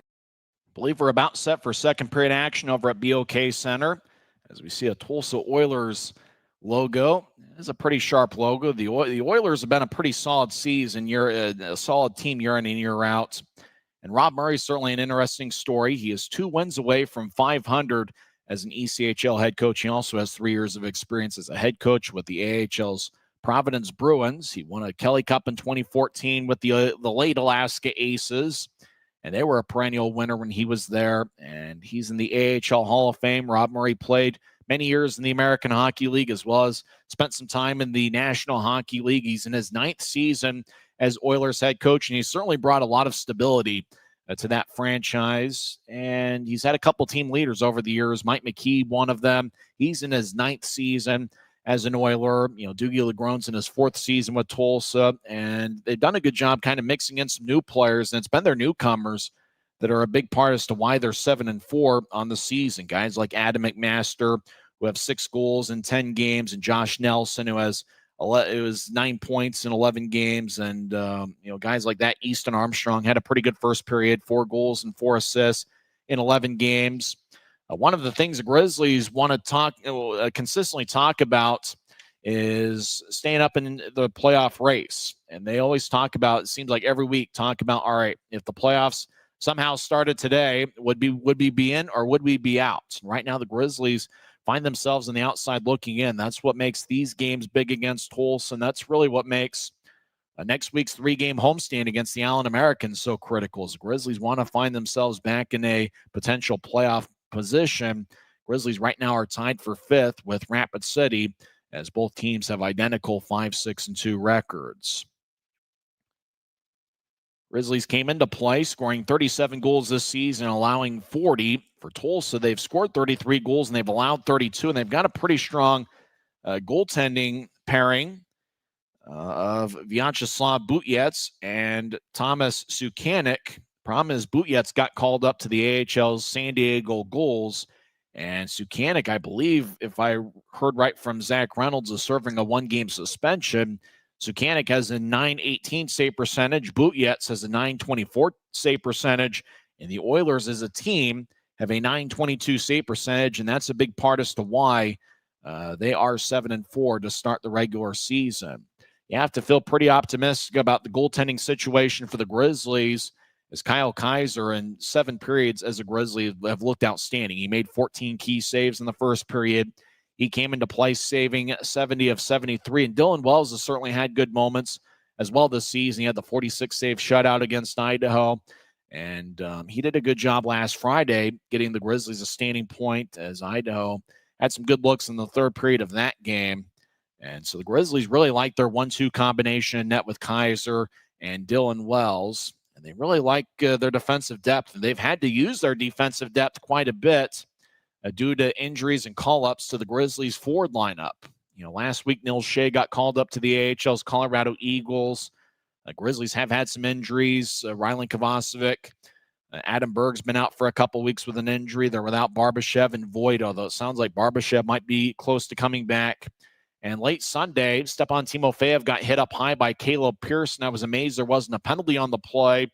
Timofeyev is currently out with an upper body injury. As the Grizzlies really have done a good job with the forwards that they have out there, and they've even used Luke Salem and Colby Enns as forwards over the last couple games. Looks like we're about set for second period action. Grizzlies will start out with Jack Ricketts, Danny Genev, and I believe that's Griffin Ness over on the right side. And up top is Christian Felton and Garrett Pike. That's a party of 5 for Utah. They'll be skating from right to left as we see it from Flow Sports. Your mind's eye see it on YouTube. Grizzlies won the draw. Pike gets it up towards the left wing and looked like he was trying to find Ricketts. Now the Grizzlies get it back. Felton slides it towards center ice, goes to Ness. Ness, the right wing, takes a righty shot, and that one kicks off the right pad of Christian Prop. Now Pike spins it along the boards. As we can tell, this camera doesn't have a tripod on it. Genev over to the right side, drops it off. Grizzlies skate towards the left wing. Ness reverses his field. Sires it to Gratton. He'll take a lefty shot. Saved by Prop. And he holds on as Prop had to dive towards his right, and he made a nice save on a Tyler Gratton shot from the left circle. Good job by Griffin Ness, just kind of dancing around and finding Tyler Gratton out in front. And if you're talking about Grizzlies over the last couple weeks, who have really stepped up, especially with the loss of Adam Berg and a couple other forwards. Griffin Ness has really stepped up and played some great hockey for the Grizzlies. He had 3 primary assists last week in the 3-game series. Draw's going to be over in the left circle. It's taken by Manning. He's out there with Gratton and Lebster. As looks like Gratton's getting double shifted as Tulsa gets towards center ice. Mike McKee tries to one-handed ahead. Grizzlies enter from the right wing. Luke Manning stops on a dime, takes a lefty shot that goes wide. He missed the net glove side over Christian Prop. Manning gets pushed towards the boards. Gratton, as Hanson Buchanan left point, dumps it in. As Prop behind his net, wearing number 33, slides it towards the right corner. Bianca Batuka gets it taken away by Manning. Manning over to Lebster, righty shot. That one misses wide. Actually, we didn't see where the shot ended up, as Prop looked like he lifted his left glove up a little bit. Tulsa will yank it out to center ice, picked off by Hanson Buchanan. He'll trip it over towards Gratton. Gratton towards the right side. Backhand shot, rebound shot, saved by Prop. As Lebster had a good look down the middle of the... Lebster scores! Grizzlies take a 2-0 lead as Reed Lebster got a centering pass and found the back of the net. Lebster gets his team-leading 7th goal of the year, and Utah takes a 2-0 lead. Boy, the camera played tricks on me for a little bit. Couldn't see the goal light go off as they attempt to show a replay, but I can't imagine they're going to show this entire sequence of play as Gratton found Lebster out in front. And, well, that's about the most worthless replay in league history. And unfortunately, they didn't show the goal in that particular replay, but we believe it's Reed Lebster getting his 7th of the year. Gratton and Manning possibly pick up the assist. Grizzlies lead 2-0 with 18:36 left in the second. So Draw's going to come back into the Grizzlies zone. Well, Utah has spent the entire first minute 24 of the second period in the offensive zone. Now the 3 officials, actually there's 4 officials tonight. They talk it over just outside the Utah blue line as to where the draw is going to be. It looks like the faceoff's going to be Grizzlies territory, far dot, near Tulsa's bench. Utah's bench, as we watch on Flow Sports, is at the left of center ice. Tulsa is at the right of center ice on the far side as we see it. Tulsa out to center ice. They lose the puck. Luke Salem skates over the offensive line, gets double teamed. Puck is forced back towards center ice as Utah will chip it back in. Sage Weinstein does the honors. Towards the right side, Utah jumps out of a Cade McNelly shot as McNelly got more boards than he got Grizzly. As the puck goes back up top right point, Gansky will feed it back in deep. Ricketts behind the net. And so he'll chip it back towards the left side. Weinstein fires towards the net, saved by Prop in the butterfly position. Ends the area over towards Ricketts. Ricketts feeds it up and out of the zone as he was looking for Weinstein. It was a little bit more to the left of the high slot. Weinstein sliced it ahead, and puck goes deep into the Oilers zone. Now the Oilers back up with it, and we apologize if you're just viewing the game on YouTube, as unfortunately we're at the mercy of this one camera angle. Tulsa ices the puck, and so we get a whistle with 17:40 left in the second. See if we can get the details on that Utah goal that was scored about a minute ago. As Lebster is out in front, we believe Reed Lebster got his 7th of the year, and we think the assist could go to Gratton and Manning. They each had the puck somewhere around the time of the goal. And it does look like, well, it looks like Ricketts picked up an assist instead of Manning. So Lebster with the goal, a minute 18 in. Gratton gets his team leading 9th assist of the year, and Jack Ricketts gets his 3rd assist of the season. So Grizzlies lead 2-0 on a first period goal from Evan Freese and a second period goal from Reed Lebster. Lebster leads Utah with 3 shots. Prop has some traffic out in front with Christoph Filion making his Grizzlies debut. He signed earlier this week. Filion wearing number 25, played with Quinnipiac and Miami of Ohio. As the Oilers skate over the offensive line, racing after the puck is Keegan Iverson, number 6, the former Rapid City Rush Norfolk Admiral. As pedaling along is Dylan Fitz, number 37, Easton Armstrong, number 27, as Scrum along the far wing boards. Grizzlies come out with the puck. We played 3 minutes into the second period. Utah leads 2-0. Racing after a loose puck behind Tulsa's net. Friesen collides with Dougie Legrone. Puck back towards the right wing. Now it's at the left point. Hanson Buchanan skates towards the circle. Take a lefty shot, and that one goes over Christian Prop's glove. And the Grizzlies slice it back around the boards. Tulsa comes up with it. Grizzlies retreat towards neutral ice. Tulsa with a gentle push and a mild arc, and it flies into the Grizzly zone. Icing is on the Oilers with 16:34. That's the time remaining in the second period. So John's going to come back towards Christian Prop. Prop is making his Oilers debut, played one game elsewhere this season. Third different goalie to be used by the Oilers. Butjet's called up to the AHL, and Sukanik, I believe, serving a one-game suspension, which means we'll probably see Sukanik tomorrow. As Ricketts gets it behind the net for Genev. Genev trying to feed it out in front towards Ness, and the pass goes wide of the mark. Oilers cross center ice, and they dump it in. Kaiser will sweep it towards the near side. It goes past the stick of Ricketts and out towards center ice. Tulsa, left wing, will dump it in, and it looks like it goes out of play off the protective netting. As the arm is raised by a Grizzly. So Draw's going to come back to neutral ice. Tulsa switches up skaters. Draw, we believe, is going to be at center ice with 16:11 left in the second. Don't forget, both teams will meet tomorrow night. 5:50 pregame show, 6:05 face-off. We want to see at Maverick Center next week for a big three-game series as Utah takes on the Allen Americans. Next home game for the Grizzlies will be the day before Thanksgiving, November 26th. Get your tickets to UtahGrizzlies.com. There's a big group in attendance. They see themselves on the video board, and they say hi. I believe we're seeing somewhat of the similar feed that the video board gets, which means that if you're watching the video board at BOK Center, you're as lost as you would be watching on Flow Sports. Grizzlies have it. As the puck goes back up top, I'll try to keep the pot shots to a minimum, but it is pretty noticeable. Puck goes deep into the Grizzlies zone. Hanson Buchanan gets belted from behind by Coulson Petrie. Now a scrum along the near corner, deep in the Grizzlies zone. Kaiser looks over his left shoulder as Kelly uses his strength. Grizzlies come out with a puck. Boy, Kelly's got outstanding strength for the Grizzlies. Grizzlies skate over the offensive line. High slot. They slide one on towards Prop, who covers up with 15:36 left in the second. So it's going to be an offensive zone drop for the Grizzlies with the forward line of Manning, Gratton, and Lepster on the ice, and they've certainly played outstanding hockey, and it was that forward trio that led to Utah's second period goal. How about Reed Lepster? He might have been Utah's best forward in the final 2 months of the regular season last year, and he's had an outstanding first month for Utah. Leads Utah with 7 goals, including one earlier in the second period tonight. Tulsa gets it as they spread the ice from left to right, wearing a white jersey with red numbers. They'll dump it in, and towards the left side, shot saved by Kaiser. He holds on, racing after the puck, Ryan Lautenbaugh, number 14. As Kaiser made the stop with 15:18 left in the second. Pretty good Friday night crowd over at BOK Center, and they're expecting a pretty good-sized crowd tomorrow night.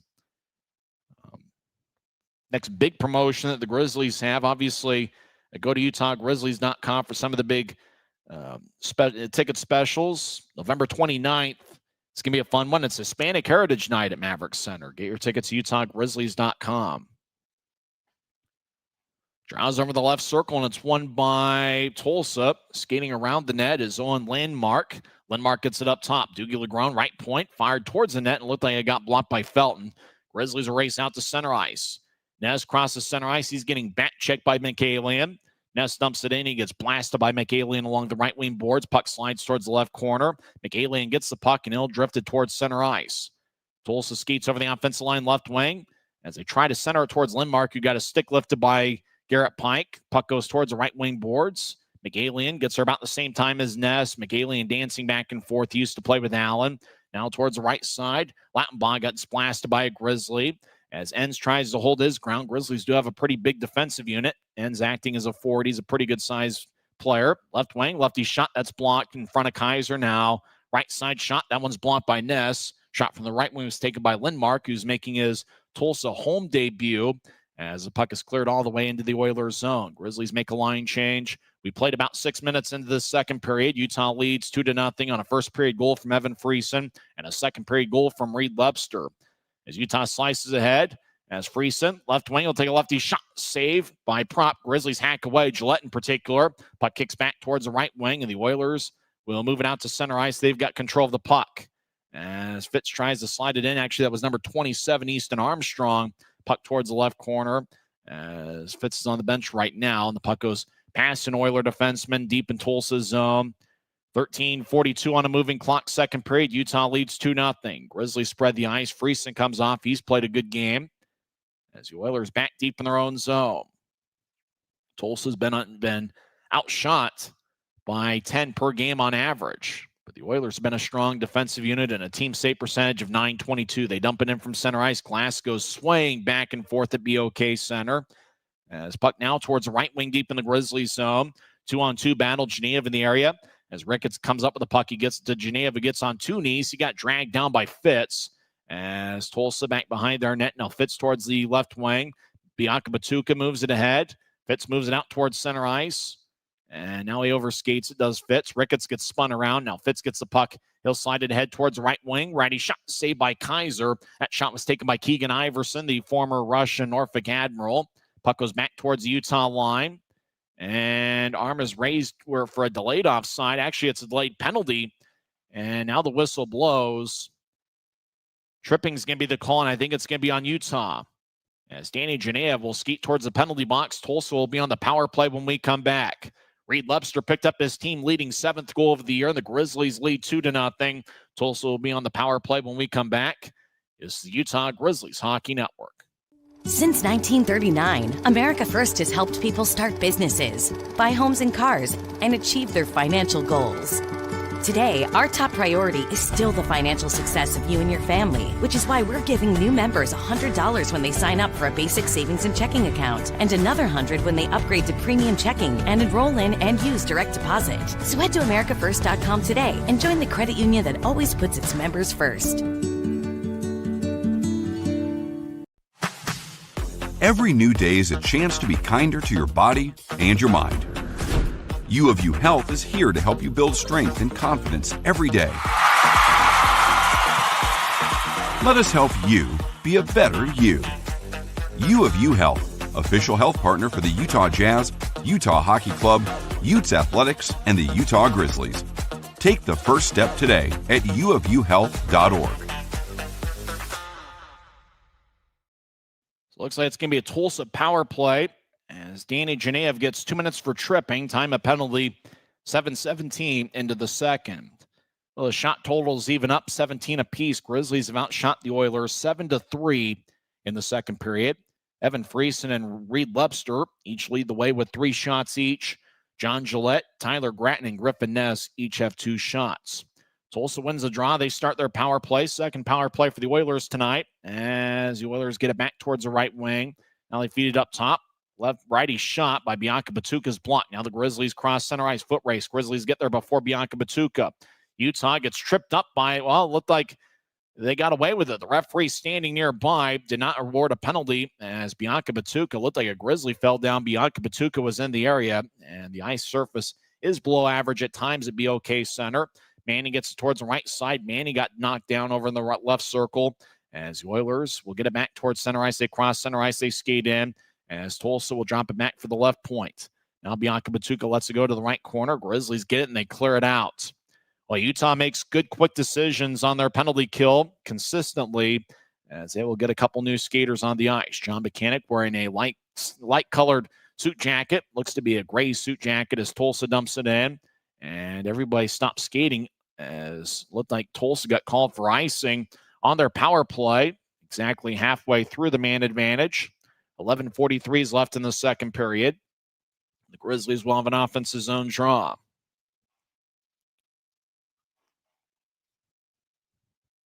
So faceoff's going to be over in the right circle.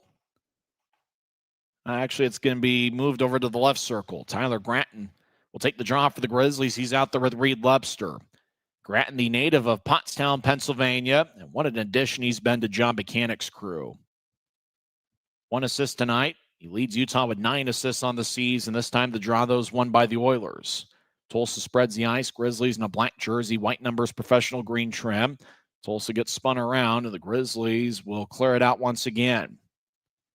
That's really the big difference in the penalty kill. The Grizzlies play with a lot of confidence. They just make quick decisions with the puck, and they don't get themselves out of position. Long-range feed goes tape to tape. Now left side, lefty shot, saved by Kaiser. And he holds on. Boy, Tulsa just threw a north-south pass from blue line to blue line. Pass connected. Tulsa skated towards the left circle. Couldn't quite tell who it is. It might be Drew Elliott, who moves like a blur. He's got outstanding speed. And if it was Elliott, he fired away. Kaiser made the save from the left circle. Boy, shot was taken from the left circle. Kaiser kind of came out of his crease a little bit to cut off the angle. So Draw's going to be over in the left circle. Drew Elliott, somebody to watch out for on that Tulsa side. We've been talking about him throughout the game. Tulsa wins the face-off. Dougie Legrand will race towards a high slot. Now he'll spin it back towards his left. Oilers trying to feed it down the middle, and the puck is poked away. Grizzlies clear it out. Legrand races after the puck. He's been with the Oilers for quite some time. Also spent some time in Europe between stints with the Oilers. Tulsa skates in from the left side. Grizzlies build a little bit of a wall. Now Tulsa throws it behind Utah's net. Oilers back towards the right wing. They get it up top to Legrand. He'll move it towards his left. Oilers with a lefty shot that goes wide. Coming out of the box is Danny Genev. Utah's 2 for 2 on the penalty kill tonight. Legrand tried to force one towards the left side. Now righty shot, saved by Kaiser. And he holds on as Tyrell Goulbourne got knocked down in front of the crease. Shot was taken from the left side, and Kaiser made a key stop. There's 10:36 left in the second period. Clock is frozen. Draw's going to be in the left circle of the Grizzlies zone. Utah has had spurts all season where they played some outstanding hockey. And even against Idaho, you look back to that game on Sunday, they had a 3-1 lead after one period, and they even looked pretty sharp in the first half of that second period, just ran out of gas. Grizzlies played about 2.5 really good periods at Idaho last Saturday in their 4-3 victory. The Grizzlies, played pretty well last Friday against the Steelheads as well. So Utah, they've just been looking to put together full 60-minute efforts. They've put together some games where it's been 45 minutes, 50 minutes, and the Grizzlies are looking to put together a full 60 here tonight. They're well on their way halfway through the contest. Grizzlies cross center ice and dump it in. As the Grizzlies have played sharp, and they played hard tonight. They look like a team with an extra bounce to their step. Luke Salem delivers a push behind Tulsa's net. As Colby ends nearby holding his ground, the glass goes swaying back and forth. The glass doesn't seem as sturdy as it does in some buildings. Ends gets the puck left goal line. Righty shots blocked by Prop. As the Oilers get towards the Utah line and getting cut off, McAlien's pursuit was cut off by Utah. Salem backhands it in. Prop behind his net. He'll throw it towards the right side. Prop used to play with Rapid City. Oilers will slice a rink-wide feed that goes all the way deep into the Grizzly zone. Icing on Tulsa. 9:49 left in the second. Grizzlies have been a pretty good road team this year. They're 4-3-1 on the road. The Grizzlies, they did have a pretty good scoring advantage on the road before Sunday's 6-3 loss. Grizzlies are outscoring opponents. If you include the first half tonight, they are outscoring opponents 26-23. Utah wins the draw. Tyler Gratton sporting a goatee. Tried to center towards Lebster. It's sticked away by Adam McMaster. The Oilers clear it out to center. Grizzlies back up with it. Gratton backhands it in. Manning chases after it. Prop behind his net.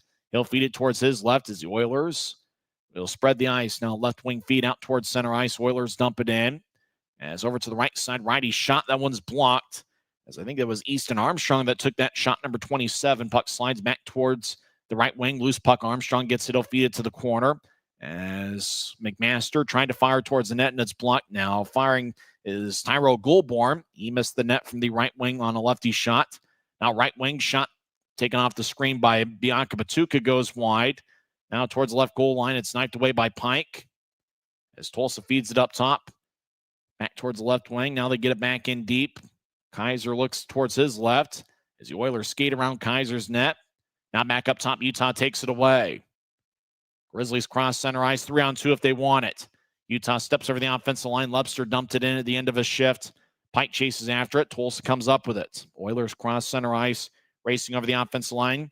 Colson Petrie. Petrie gets cut off by Hanson Buchanan. Petrie tried to fire towards the net and didn't get much on it.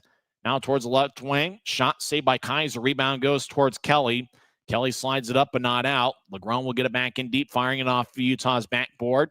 Tulsa will get it towards the left corner, and they try to bounce one towards Josh Nelson, who couldn't corral it. Tulsa comes back up with it. They cross center ice. Utah skates from right to left during the period over to the right side. Righty shot goes wide. Boy, they missed the net glove side on Kaiser, and they had plenty of room glove side, but just missed the net. Utah still leads 2-0, less than 8 minutes left in the second period. Chris throw it towards center ice. Dougie Legrand will drive it back in. Kaiser has a glance off his stick towards the left corner as Kelly gets bounced off the glass. Glass goes swaying back and forth. Tulsa feeds back up top. Legrand will take a righty shot, and that one's blocked. Grizzlies hustle after a loose puck. Filion gets it. Looks like Christoph Filion's an outstanding skater. He dumps it in. Filion chases after. He closes the gap and delivers a big hit over in the right corner as the Oilers back up at center ice. Lindmark skates over the offense line, gets around one Grizzly. Lindmark stops in the left corner, loses his pursuit. He'll throw it behind Utah's net. Weinstein delivers a blow towards the right corner. Now puck back towards the left side. Shot saved by Kaiser. Rebound. Gansky in the area. Gansky boxes out McAlian. Puck back to the left wing as Gillette in the area. And puck slides back to center ice and towards the Tulsa line. Grizzlies will quickly make a line change. Tanner Faith, number 41, trying to plop one in and fanned on it.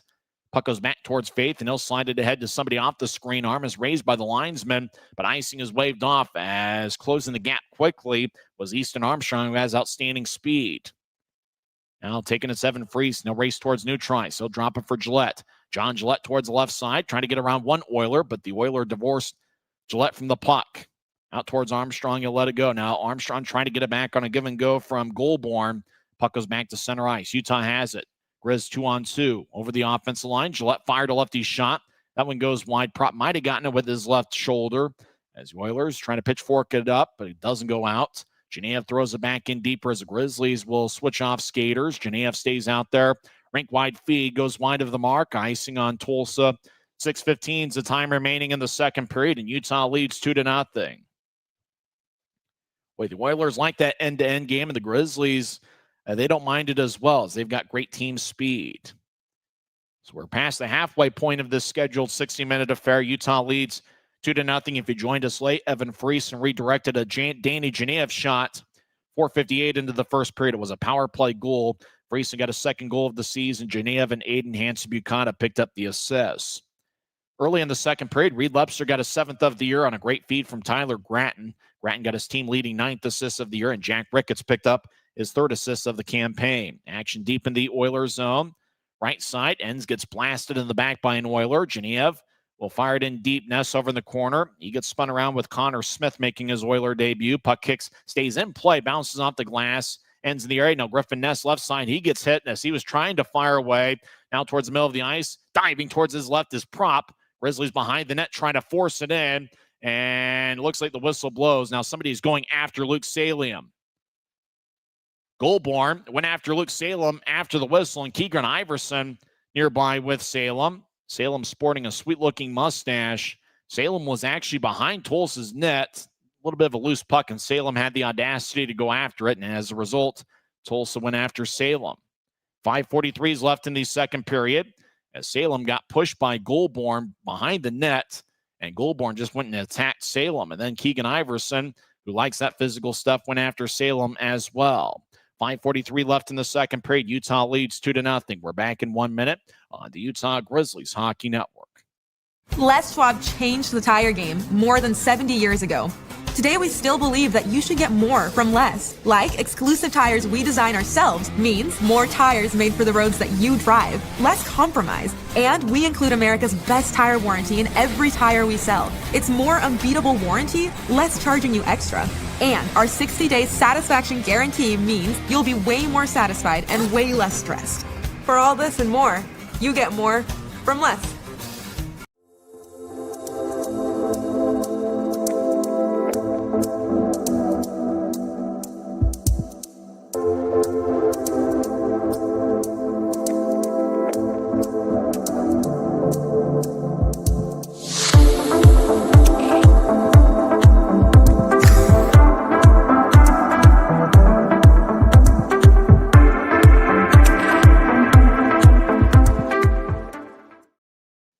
Grizzlies 2, Tulsa nothing.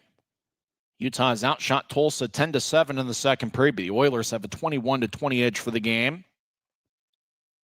In terms of the shots, Evan Freeson, Reed Lepster, John Gillette, and Danny Genev each have 3 for the Grizzlies. Kyle Kaiser's been outstanding once again for the Grizz as he has stopped all 21 shots he has seen. Christian Propp in his Oilers debut has saved 16 of 18.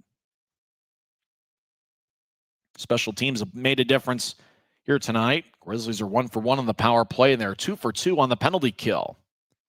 As we see a Tulsa Oilers logo back and forth.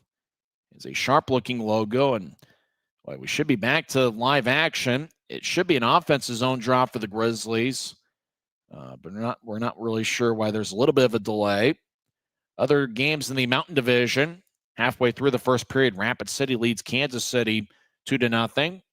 And Rapid City has goals from 2 former Grizzlies. Briley Wood found the back of the net, 3:21 in, and then Ryan Wagner scored 8:24 in. There's 4:59 left in the second period, but we're not really sure why they're not showing us hockey. Halfway through the first period, no score between Allen and Idaho. And later tonight, Savannah and Tahoe will do battle. Oh no, somebody's hurt. Somebody at center ice is down. And it looks like it's a Grizzly. We're not sure who or what. There's 4:59 left in the second period. There's somebody down at center ice. I think I see a number, but it's a wide angle, so we could be mistaken. So we're not really sure. I think we missed some game action as they were showing the Tulsa Oilers logo, and now there's a Grizzly that's down at center ice and being looked at by Brooke Timoney, the Grizzlies trainer. So we're not sure what happened, but we hope it's not a cheap shot. Unfortunately, we saw some of that last weekend with Idaho players going after Grizzlies. We hope it wasn't anything dirty, but a Grizzly is down. And now the Grizzly sits back up. But we're not really sure why they were down, what happened. Mike McKee, Tulsa team leaders over there. I do have a guess as to who it is. I think it's Gansky, number 21. Gansky, it is. He's now on 2 knees. We did miss some action. Gansky back to his feet, but he's getting up slowly. That's a shame. We're not entirely sure what happened. I'm not sure we're going to get a replay to tell us what happened, but Gansky's getting helped off the ice. Grizzlies do have a strength in numbers in terms of defensemen, as 2 of the defensemen for the Grizzlies are acting as forwards. So somebody, either Salem or Enns, can push back and play as a defenseman if need be. We're not sure what happened to Gansky, unfortunately, and there's the same logo that we saw for about a minute worth of game action, and all we knew is Gansky was down at center ice. He was helped off. That's certainly a shame. Gansky was on Fort Wayne's top defensive pairing last season. He was paired up with the former Grizzly Kyle Mayhew. Gansky certainly has been a strong presence for the Grizzlies so far this season. Now we're back to live action. We missed about 7 seconds. Pike took a shot that was blocked by Propp. Looks like we're skating 5-on-5. Pike fires towards the net, and that's blocked as well. Puck slides at center ice. We hope that Gansky's okay, although it looked like he had to be helped off. That's certainly too bad. As we mentioned, there could be a defenseman, that's been acting as a forward, move up and play D if need be. Genev towards the left side, centers it, and that one's picked off by a Tulsa stick. Felton towards the right wing. Gets it towards Ness in the right circle, back down low towards Ricketts. Ricketts has 1 assist tonight, as Pike looked like he was throwing a basketball screen but let up. Felton towards the left side from Ricketts. Now Felton dancing around. He's in the left corner. He gets up top. Pike dances around in the left side. He'll move to his right. Pike's now in the high slot. He'll slide one towards Felton, who swings and misses on a one-time attempt in the left point. Filion gets it around Genev towards the right wing. Oilers clear it out. Grizzlies run it down, as Utah will slice one angle left, rink wide. As Filion chases after it in the left corner, he gets spun around. Friesen rolls it around the boards. 3:45 on a moving clock. Utah leads 2-0. Utah will slice it back around. Now behind the net. Friesen skates towards the right corner. Friesen feeds it up top. Grizzlies right side, righty shot. That one goes wide. There was a broken stick laying near Propp's crease. As Hanson Bukano bouncing off the end boards. Now it slides towards the left corner. Filion gets spun around by Mike McKee. Grizzlies trying to get it back towards Freese and stick away back towards Gillette. He'll move it towards Hanson Buchanan, who gets it tapped away by an Oiler. Tulsa races across the right wing. Fumbling the puck a little bit is Brody Stewart, number 8. Grizzlies come back up with it. Buchanan, rink-wide feed, angle right, goes tape to tape. Grizzlies skate towards the right circle. Lefty shot, and that one's blocked as the puck lifts back. Actually, the puck is still in the Oilers zone. Tulsa's up with it. As Tulsa gets it ahead towards Colson Petrie. Petrie across the center ice right wing, gets around one Grizzly, trying to get around Weinstein, gets tapped away. Now Weinstein pushes an Oiler towards the boards. Grizzlies cross center ice 3-on-3. Gratton to Manning. Manning skates towards his right. Manning now towards the right circle. Backhand shot saved by Prop. Grizzlies hack away. Puck slides towards the left wing. Lebster gets pushed towards the glass. Glass goes swaying back and forth. Lebster feeds it back up top. Somebody off the screen has it. Weinstein has a glance off his stick. Puck goes back to neutralize. Lebster floats it back in. Grizzlies switch up skaters. 2:21 on a moving clock. Utah leads 2-0. Now, we certainly hope that Noah Gansky's okay. Unfortunately, we didn't see anything that led up to his injury, but he got helped off the ice. Grizzlies moving ahead, looking for Griffin Ness. Ness has a glance off his stick. He regathers it, but Tulsa will brush it back away. Pike over the offensive line, left wing, spins around, shot kick saved by Prop off his right pad. Ricketts off the screen. He'll get it towards, actually Ricketts kept it. He fires lefty shot that misses wide. Grizzlies run after a loose puck deep in their own zone. Felton moves it to his left. And dumping it in is Genev. Ricketts gets to the right side. Puck off a stick. Now the puck hippity hops towards the left point. Hanson Buchanan dancing around. He's got 1 assist tonight. As he moves it towards Ricketts, who dumps it in. Fillion gets held up. Taking the puck's Genev. Left side. He'll take a lefty shot. Blocker saved by Prop. Fillion's got outstanding speed. He gets pushed towards the boards in the right corner. Grizzlies get it back in deep. Utah's had a lot of offensive zone time here in the second half of this second period. As Weinstein takes a lefty shot, and that's blocked away by Prop. Puck towards the left wing. Gillette keeps his battle. Oilers moving out towards center ice. Tulsa dumps it in. They're looking for it now. The Oilers get to the right side as Kaiser tried to clear it out, and it bounced off of Drew Elliott. Now the Oilers around Kaiser's net. They feed it back up top. LeGrone will move it towards his left. Now rink-wide feed. Lefty shot by McMaster goes wide. He missed the net stick side on Kaiser. Tulsa dances around as they skate towards the right wing. Mike McKee skates towards the right corner. Now he'll move it back up top. Doogie LeGrone. 30 seconds left in the period. Gets it back to McKee, who's now on the left wing. He'll take a lefty shot, and that one's blocked. A lot of traffic out in front of Kaiser's net. 26 seconds left. Tulsa keeps in the offensive zone. Now they get it down low. McKee will push it back towards McMaster. Siren pass. Armstrong. Righty shot goes wide. Now back behind Utah's net. Hanson Buchanan gets it. And he'll tap it out towards center ice. It goes past LeGrone deep in the Oilers zone. Prop raises his left arm. Linesmen raise their right arm. Icing on Utah with 6.1 seconds left in the second period. A lot of fans in Tulsa having a good time. Grizzlies scored 1 in the first and 1 in the second. Kyle Kaiser's been brilliant in net. And, of course, we're certainly hoping for the best for Noah Gansky. Grizzlies have picked up a couple injuries here as of late. Well, we don't know anything, and we probably won't know anything the rest of the night, but we certainly hope Noah Gansky will be all right. 6 seconds left in the second period. Draw's going to be over in the right circle. Draw one by Tulsa. They fire towards the net, and that's blocked. Now the Oilers fire towards Kaiser. That one's blocked again, and that will do it for 40 minutes over at BOK Center. Boy, the Grizzlies have put together an outstanding defensive effort. Utah got a first-period power play goal from Evan Friesen. Early in the second period, Reed Lebster found the back of the net for his team-leading 7th goal. Tulsa put together a good rally in the final minute of the second period. But the Grizzlies outshot the Oilers 15-8, and Utah seemed to have a ton of offensive zone time, not only in the second period, but in the first 15 minutes of the first period as well. Danny Genev leads Utah with 4 shots. He has 1 assist on the night. And the Grizzlies really have played a good team game. We just are hoping for the best for Noah Gansky, and unfortunately, we don't know anything except for it looked like he had to be helped off the ice, and hopefully he's all right. But nevertheless, the Grizzlies, who are rolling with 17 skaters tonight, they're off to a pretty good start here in the first 40 minutes.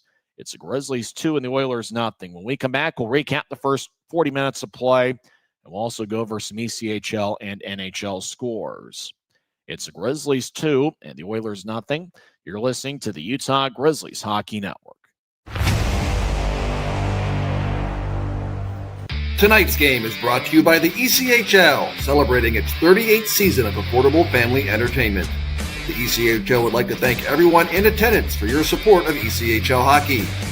The ECHL would also like to recognize the following league sponsors: AMI Graphics, exclusive signage provider; Athletic Knit, official jersey supplier; Baron Rings, official championship ring supplier; BFL Canada Insurance and Sutton Special Risk, sponsors of the 2026 ECHL Hall of Fame induction ceremony; Dash, official mobile auction platform; The Fairley Group, official commercial insurance provider; Flow Sports, exclusive streaming provider; Hotel Planner, official hotel reservations partner; Howie's Hockey Tape, exclusive hockey tape and lace provider; In Glasgow, exclusive puck provider; Prolific One, exclusive secondary ticketing partner; and Warrior, exclusive on-ice equipment provider and title sponsor of the 2026 ECHL All-Star Classic.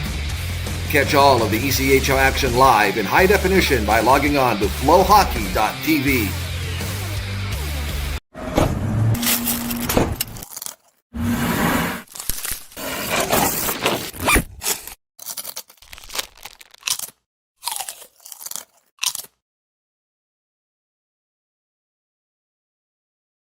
Now, 2 solid periods of hockey for the Grizzlies. They lead the Tulsa Oilers 2-0.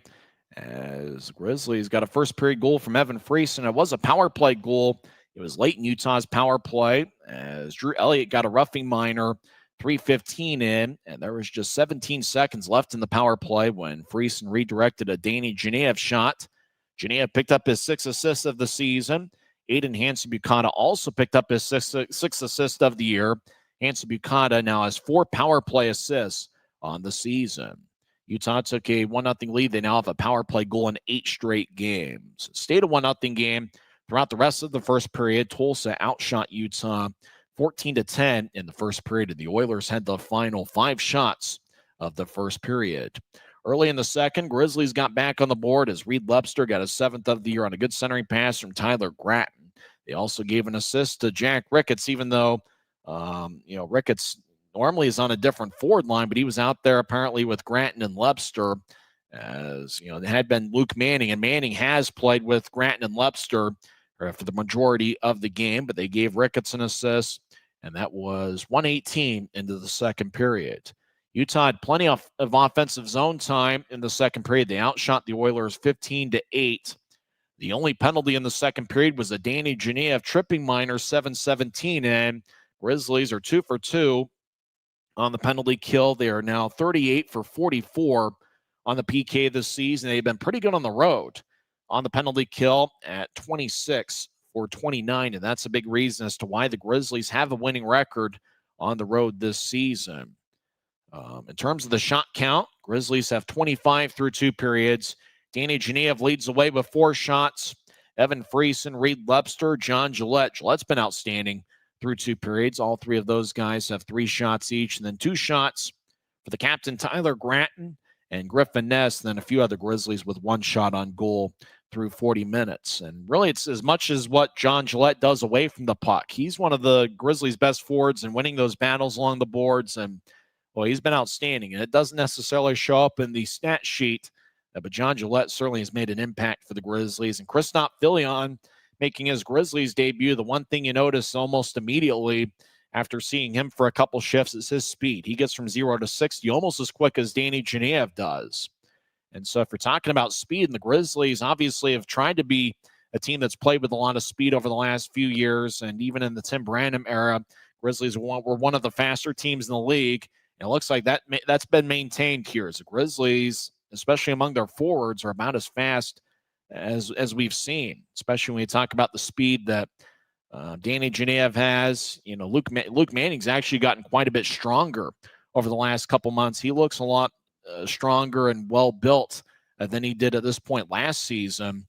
Evan Friesen can certainly move around pretty well. And Jack Ricketts, he seems to, even though Ricketts, it's kind of more deceptive, but Ricketts certainly does a great job protecting the puck. And Griffin Ness, we've been talking about him a lot. He's got 2 shots on goal tonight. He doesn't have any points, but he's done some great things both with the puck and away with the puck, as he's played a strong 2-way game for the Grizzlies. And Griffin Ness over the last couple of weeks has certainly made an impact in just about every shift that he's been out there. So it seems like things are coming together for the Grizzlies. Obviously, they got to find a way to get the job done in the third period. But, hey, Grizzlies are certainly looking sharp, and they have looked sharp at times over the last couple of weeks. Think back to that Idaho series. They picked up 3 out of 6 standings points, but the Grizzlies had stretches where they dominated the action in any of the 3 games of that series. And so for the Grizzlies, it's been a pretty strong effort through 40 minutes, and it's been just about everybody that's contributed. Sage Weinstein's a +1 tonight, and he's having one of his best games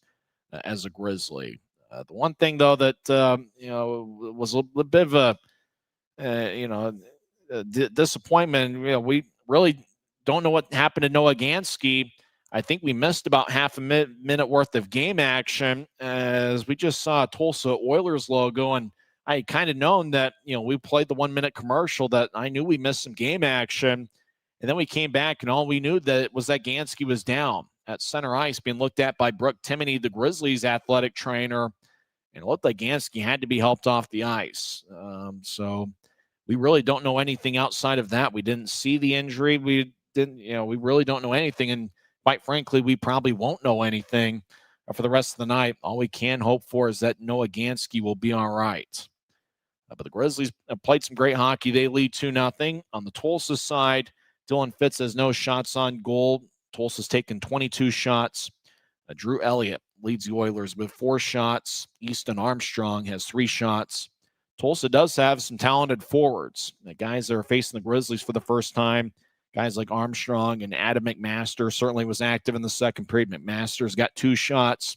So Grizzlies really have their work cut out for them in the third period, as I imagine Tulsa is going to be a little bit more aggressive, and they do have talented forwards. But the Grizzlies, if they continue to play with confidence and make quick decisions and just be in the right place at the right time, I got to imagine Utah is going to come away with the 2 standings points. They just got to make sure that they don't let Tulsa outwork them in the final regulation frame. When we come back, we'll go over some other league scores as well as some NHL scores. There's 4 NHL games tonight. After 40 minutes of play over at BOK Center, it's the Grizzlies 2 and the Oilers nothing. This is the Grizzlies Hockey Network. Every new day is a chance to be kinder to your body and your mind. U of U Health is here to help you build strength and confidence every day. Let us help you be a better you. U of U Health, official health partner for the Utah Jazz, Utah Hockey Club, Utes Athletics, and the Utah Grizzlies. Take the first step today at uofuhealth.org.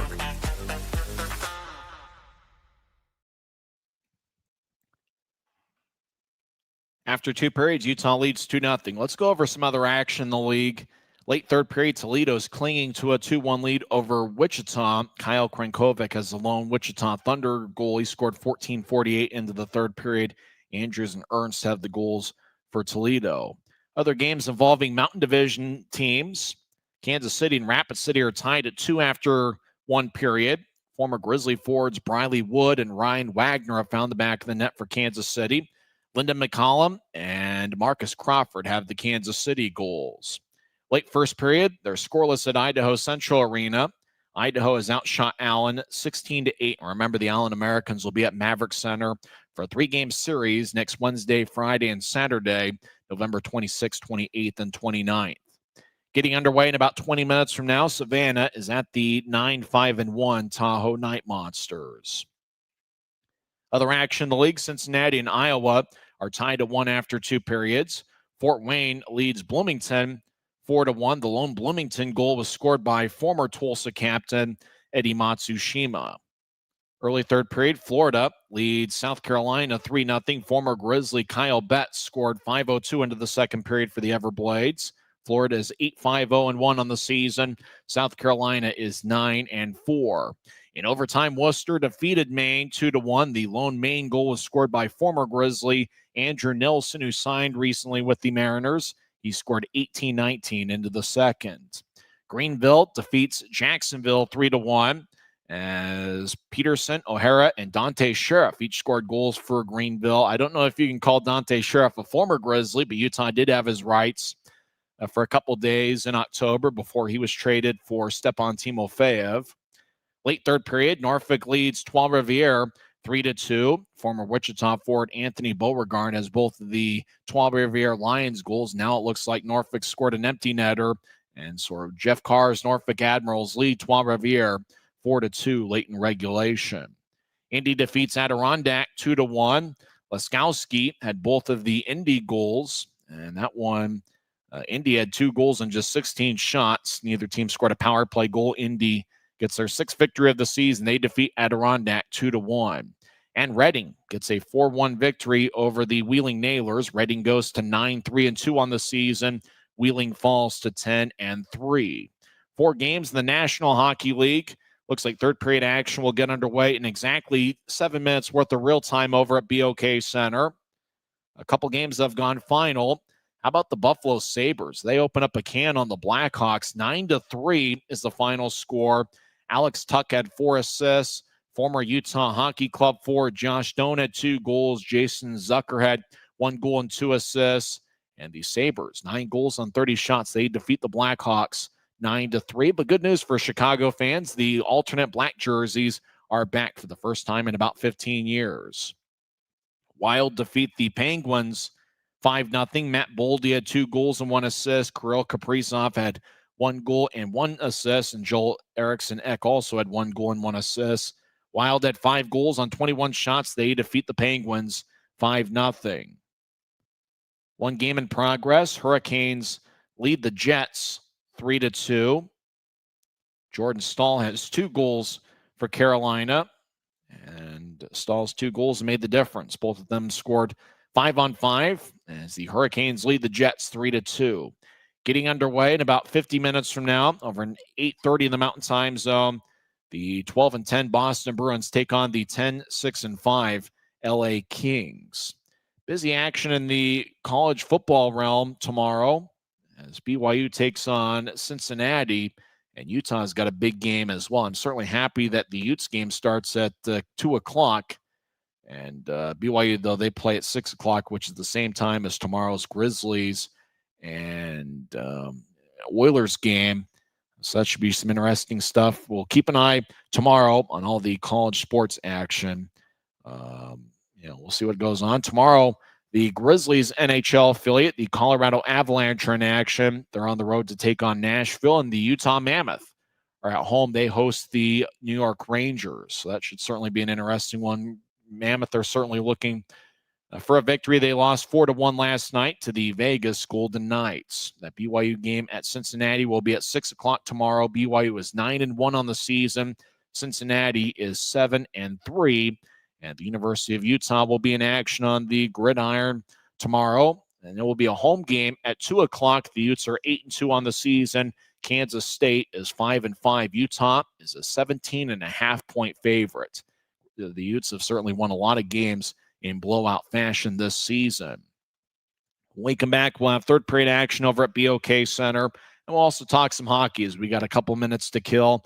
Utah leads 2-0 on a first period goal from Evan Friesen and a second period goal from Reed Webster. You've been tuned in to the Intermission Report on the Utah Grizzlies Hockey Network. Since 1939, America First has helped people start businesses, buy homes and cars, and achieve their financial goals. Today, our top priority is still the financial success of you and your family, which is why we're giving new members $100 when they sign up for a basic savings and checking account, and another $100 when they upgrade to premium checking and enroll in and use direct deposit. So head to AmericaFirst.com today and join the credit union that always puts its members first. From From commercial to recreational truck accessories, Mountain Land Truck Outfitters has got what you need. Flatbeds, spray and bed liners, lifts and leveling kits, wheels and tires. Mountain Land Truck Outfitters proudly uses a brand you know and trust. And with our experienced, knowledgeable, and friendly staff, your visit here will be informative and enjoyable. Stop into our convenient location in Provo at 265 South 100 West or call 801-225-4637 to get a quote for your fleet or individual truck. Mountain Land Truck Outfitters.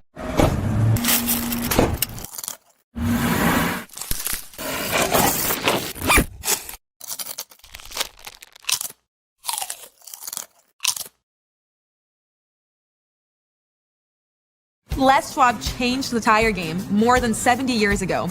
Today, we still believe that you should get more from less. Like exclusive tires we design ourselves means more tires made for the roads that you drive, less compromise. And we include America's best tire warranty in every tire we sell. It's more unbeatable warranty, less charging you extra. And our 60-day satisfaction guarantee means you'll be way more satisfied and way less stressed. For all this and more, you get more from less. Maverick's new bean-to-cup machines always deliver a freshly ground cup of coffee on demand, so you can enjoy any of our premium roasts at their best, day or night, hot or iced.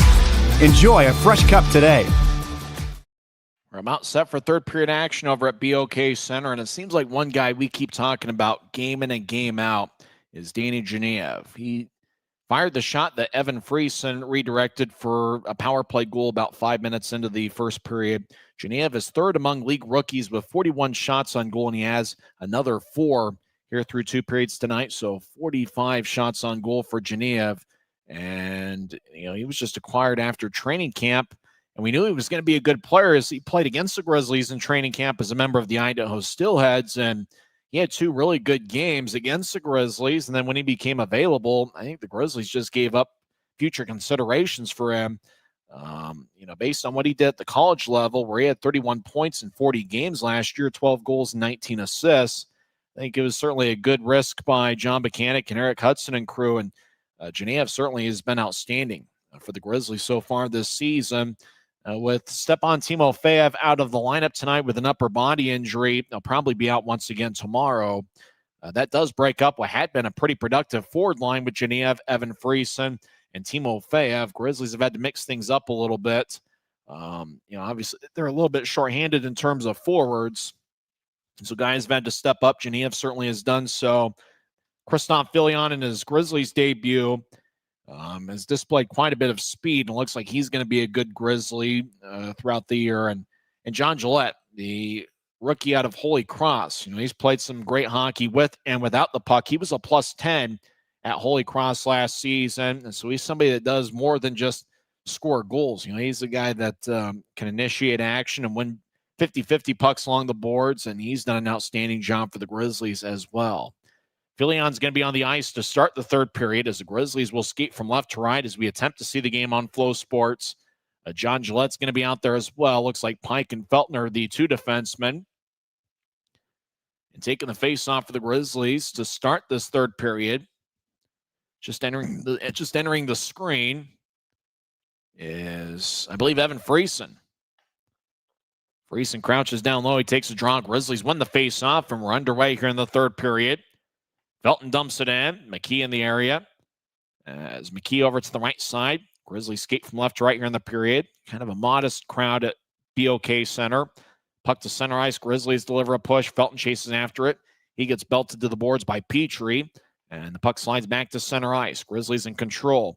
Utah gets towards the right wing. As it went over Filion's stick, he gets pushed by Mike Makita's Filion. As puck goes up and not out. Filion skates towards the bench as Tyler Gratton over to the right side. Tulsa's back in control of the puck. They're in their own zone. As Tyler Gratton, the Grizzlies captain's out there with Manning and Lebster. As Tulsa moves it out to center ice, Grizzlies will push it back to Tulsa ice. Goes past Lebster and all the way down for an icing. It does look like Colby Enns is acting as a defenseman once again. We probably aren't going to get an update on Noah Gansky tonight, but he was helped off the ice with about 5 minutes left in the second period. So it looks like Colby Enns, who had been acting as a forward to start this game, looks like he's back in a defensive role. Gansky had been paired up with Sage Weinstein tonight, so I imagine it's going to be Weinstein and Enns paired up here for the majority of the third period. So faceoff's going to be in the right circle. 50 seconds into the third period. Utah leads 2-0. Grizz win the draw. They're in a black jersey with white numbers and professional green trim. They'll chip it in. Lepster chases after it, but Tulsa's number 4, Connor Smith, gets there first. Smith is a big defenseman at 6'6" and 234 pounds. Whistle blows. Action near the Tulsa line. As puck was either out of play or the Grizzlies were offside. As we played a minute 2 into the third period, looks like the Grizzlies were offside. So the draw is going to come just back out to neutral ice near the Tulsa bench. First shift of the third period for Griffin Ness. He's taking the draw is Jack Ricketts. He wins the face-off, and Weinstein will loft it in. As the Oilers chase after it in the right corner. Luke Salem looks like he's acting as a defenseman as well for Utah. So the Grizzlies are going to be a little bit shorthanded in terms of forwards. They just have 3 forward lines. As Weinstein looks like he's out there with Salem. We'll just keep counting. Hopefully everybody else is able to go. Hanson Bukata has been seeing a lot of ice time. He's been paired up with Connor Kelly. As Tulsa's Doogie Legron's behind his net. He's got an A on his sweater. Legron holding his ground. Now he'll start the attack. He'll slide it towards his right. And a rink-wide feed. Actually, Tulsa's able to keep it. The camera operator thought there'd be a long-range pass out to the left side. Righty shot. Glove saved by Kaiser. He holds on. That shot was taken by Justin McAlien, who was a +5 for Tulsa this season. So it's going to be an offensive zone draw for the Oilers, who are averaging 3 goals per game. It's kind of been an interesting start to the year. We talked about it a little bit earlier on. They started the season 1-4 and have now won 6 in a row. They won 2 games against Kansas City and then beat Wichita on November 2nd. And then last week, they swept a 3-game series against the Allen Americans. They scored 4 goals in each of the 3 games against Allen. 18:07 left in the third. Faceoff's going to be back towards the right circle. Tulsa only had 1 game last week, and it was a 4-2 victory on November 15th. Then they beat Allen twice the week before that by scores of 4-1 and 4-3 in overtime. Draws towards the right circle, and it's won by Utah. Grizz will race out to center ice. Weinstein gets towards center ice. He'll dump it in. Filion chases after. He tries to get around Mike McKee, and McKee just kind of holds up Filion, cutting off his pursuit. Now John Gillette falls in the right circle, and the puck slides towards Prop. Prop covers up. As Gillette was just over towards the right circle, just dove towards the slot, lost his balance. I'm not sure there's going to be a penalty on the play, but the Grizzlies will get an offensive zone draw, though it does look like an Oiler skating towards a penalty box. Yeah, it looks like it's going to be a Utah power play. An Oiler goes to the box, and that is number 39, Jeremy Biakabatuka. And that might be when Gillette was skating towards his left, and he got tripped up by Biakabatuka. So it's going to be a 2-minute Utah power play, 2:07 into the third period. Draw won by Tulsa, and they'll clear it all the way, but just to center ice. We get a whistle, though, at center ice. And the draw is going to come back to neutral ice. So Tulsa won the faceoff, lofted it out, and then when Pike got the puck at center ice, they stopped play. So Manning's going to take the faceoff. He's out there with Lepster and Gratton. I believe Ricketts is mixed in somewhere with Garrett Pike. That should be the party of 5 on this power play. Grizzlies have a power play goal in 8 straight games, including 1 tonight.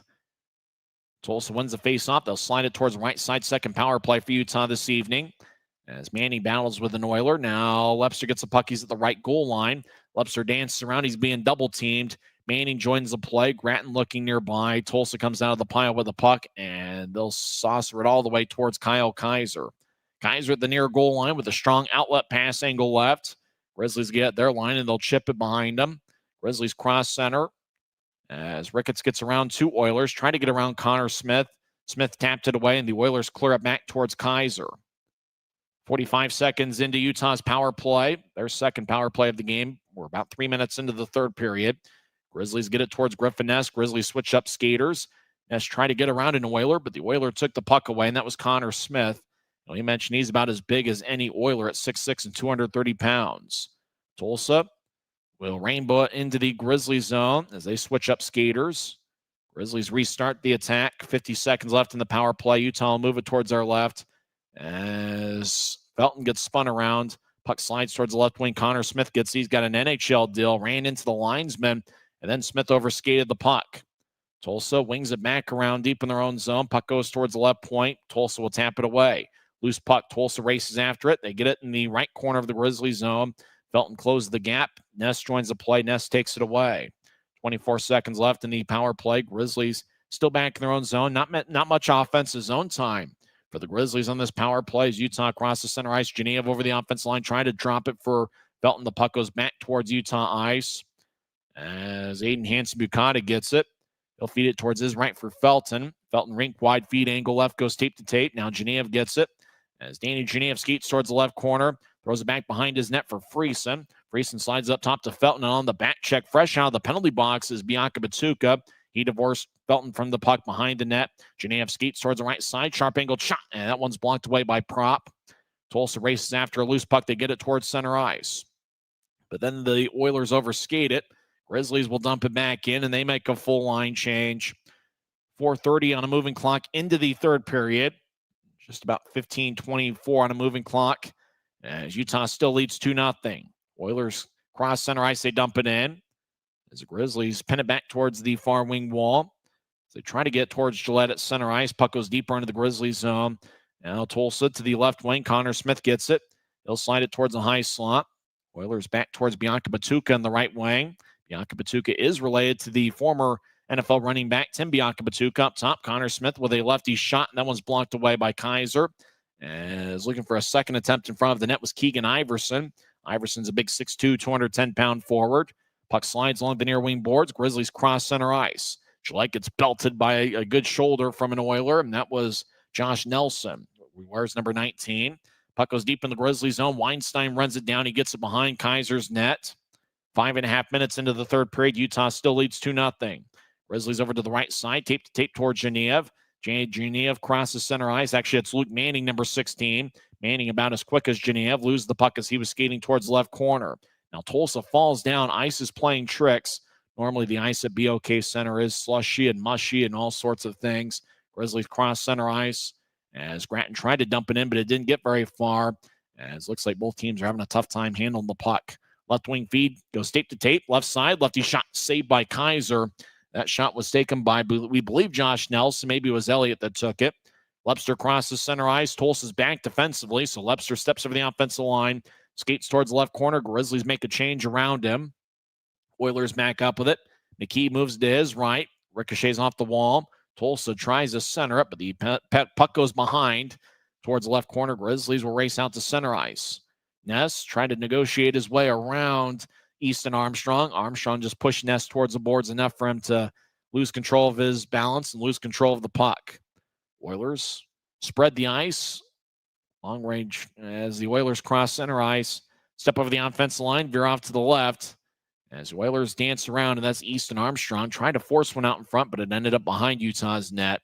As the Grizzlies race across center ice, Utah will chip it in. As the Grizz will reshuffle the deck and get a fresh 5-man unit on the ice. Utah hasn't played since Sundays. They've had 4 days off. Tulsa dumps it back in as Kaiser roulettes it around the boards. Now behind the net, Tulsa chips to the left wing. Connor Smith, lefty shot saved by Kaiser. Everybody hacking away towards the near goal line. And Kaiser looks like he's covered up. And now we got a hullabaloo behind Kaiser's net as Fillion's out there. Friesen holding his ground. Good job by the Grizzlies holding their ground as Kaiser shakes his right wrist. And it doesn't look like there's any penalties on the play, but the Grizzlies hold on to a 2-0 lead. 12 minutes, 50 seconds left in the third. Grizzlies have goals from Evan Friesen and Reed Lepster. This is the Utah Grizzlies Hockey Network. We're 20, and yeah, we're celebrating big. Because in 20 years, we didn't just make the gear.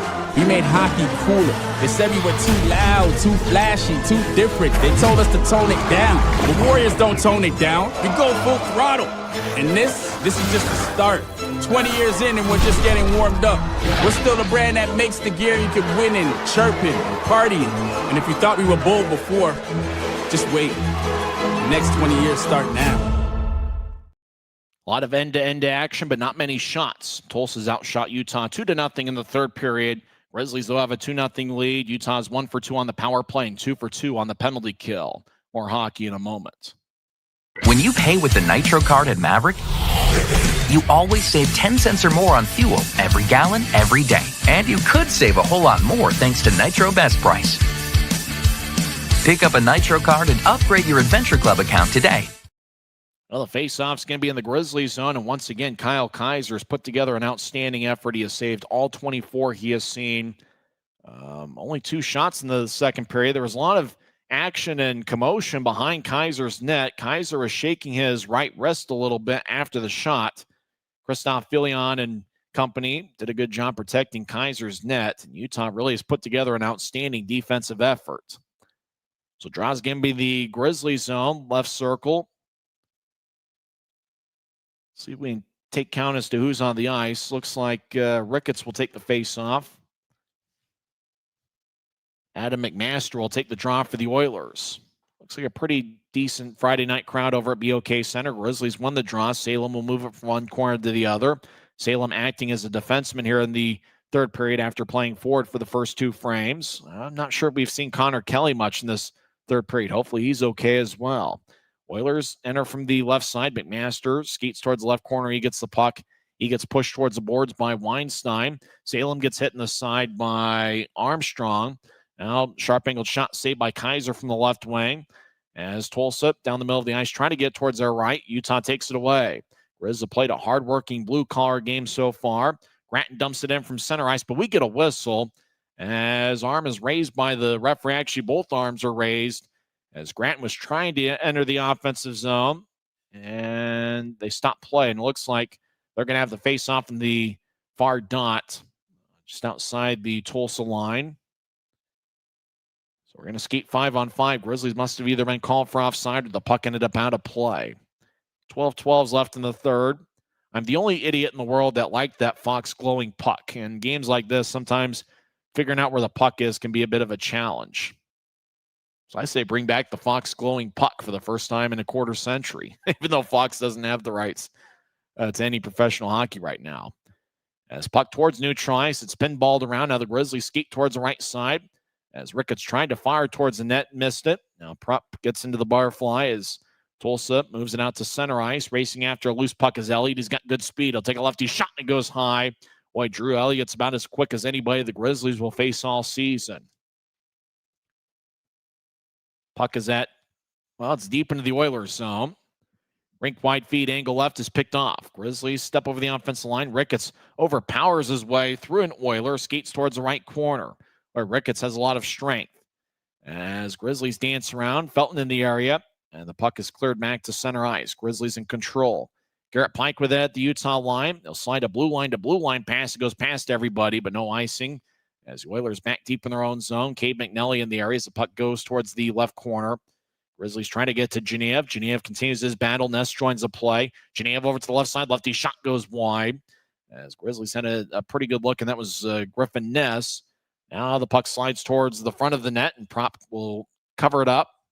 He stops play with 10:52 left in the third. And we do apologize for those that are just tuned into the audio-only broadcast. Unfortunately, we are at the mercy of the one camera that we have in Tulsa, and the camera from time to time can play a little bit of tricks. And so we're just trying to describe the game the best we can with what we have.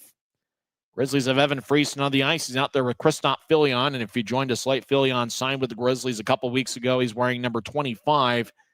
He's got winning experience. He was part of the Quinnipiac University 2023 National Championship Club, and he's displayed some good speed for the Grizzlies here tonight. It looks like he's done a good job winning battles along the boards. Puck goes to neutral ice. As a Grizzly gets tripped up near Tulsa's bench, Utah will dump it in. Tulsa spreads the ice. They get the puck. We're about halfway through the third period. Utah leads 2-0. 10:32 on a moving clock as Tulsa crosses center ice, and veering off to his right is Ryan Laudenbach. He'll float it in. Salem over towards the left side. He's battles with Friesen, another Oiler. Now Friesen gets the puck, and he'll slice it towards center ice and beyond. McKee lumbers after it. No icing on the play as the puck ended up towards the crease, and Christian Prop had to play it. Now the Oilers spread the ice, but we get a whistle. Something must have happened away from the play. Oh, no, it looks like an injury as the trainer goes running out. It does look like the Tulsa trainer's coming out, though. It looks like there's an injury as a trainer had to run towards, and it looked like Brooke Timoney's now walking towards the Grizzlies bench. It did look like the Tulsa trainer was coming out. I wish we could pan to the left and figure out who's down on the play. As Brooke Timoney, the Grizzlies athletic trainer, is now back on the Grizzlies bench. It appeared she was in the locker room. It was the Tulsa trainer that came running out. That doesn't necessarily mean that it was an Oiler that got hurt, as Timoney appeared to be on the sideline. And so we just hope that whoever's hurt is okay. But we don't know who it is because we're just getting a view at neutral ice and everybody's just kind of standing around. We do believe it's an injury because the trainer did run off the ice. Oh, it looks like, that's Fitz. That's Dylan Fitz skating off. And Fitz kind of favoring his left side.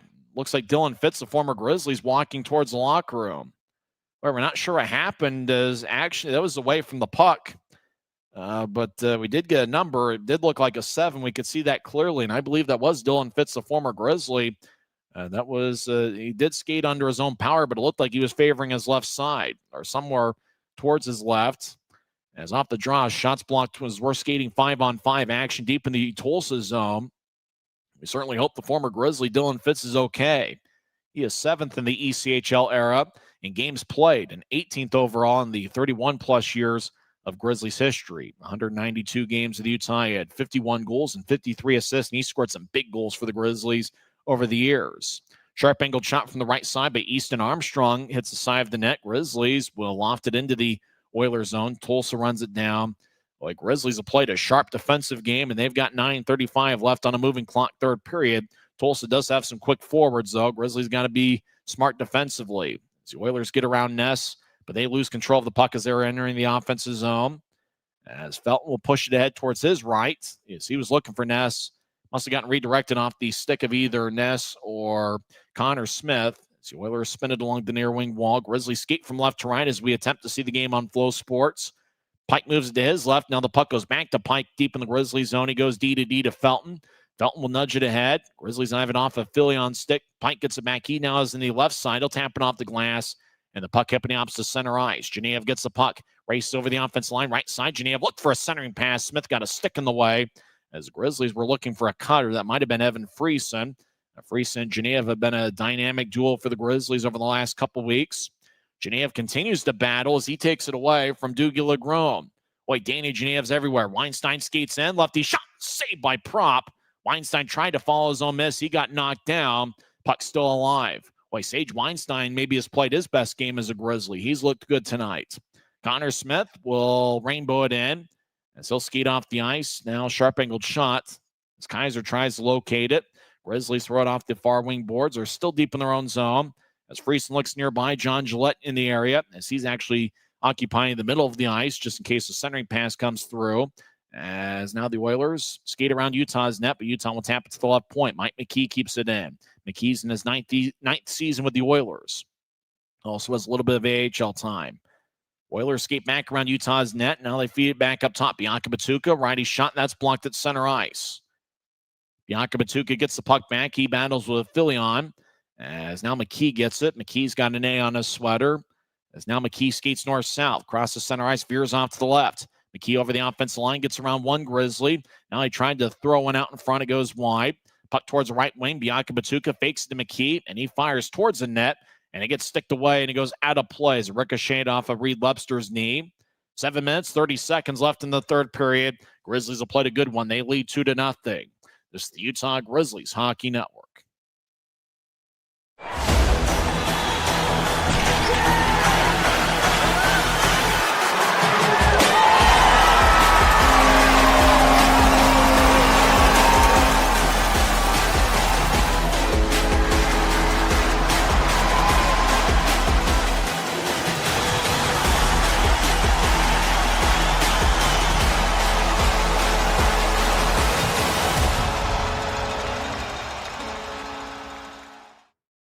The announced attendance at BOK Center tonight is 8,671. Both teams have 3 shots in the third period. No one's found the back of the net. Utah maintains a 2-0 lead. More hockey in a moment.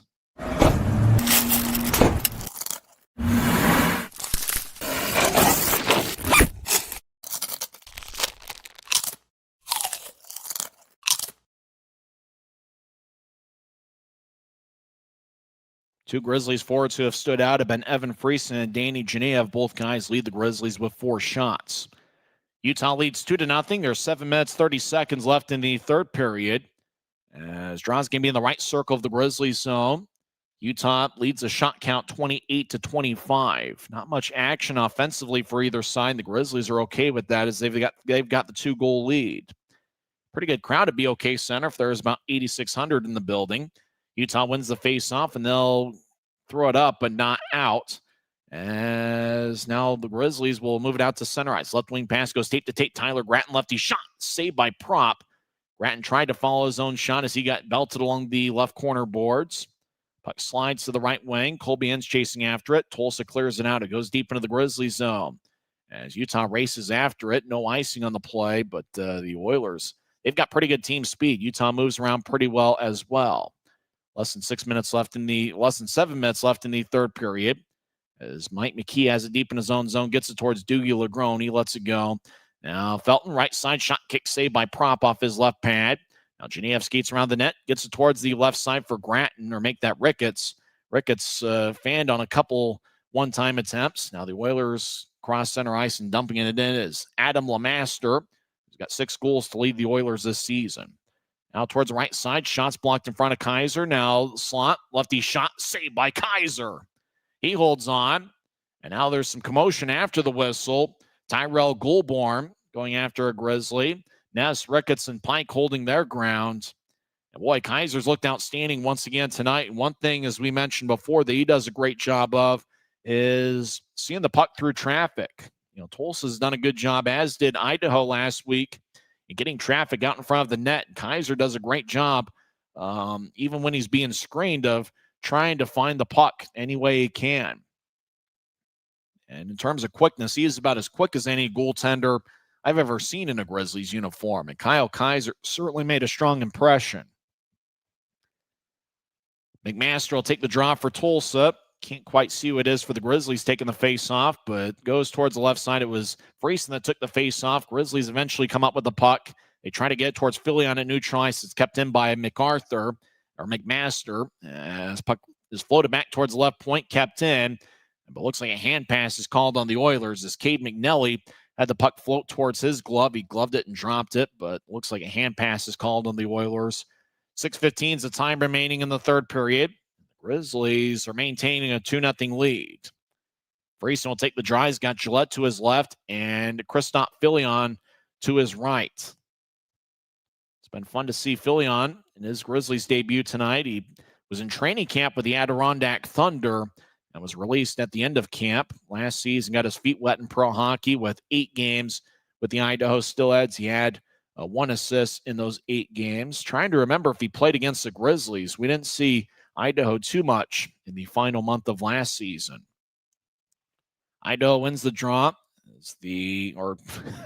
Tulsa wins the draw as they dump it in. As puck goes towards the left corner, and Utah gets belted to the boards. I think that's Filion getting pinned by Owen Lindmark. Lindmark in his first home game as an Oiler.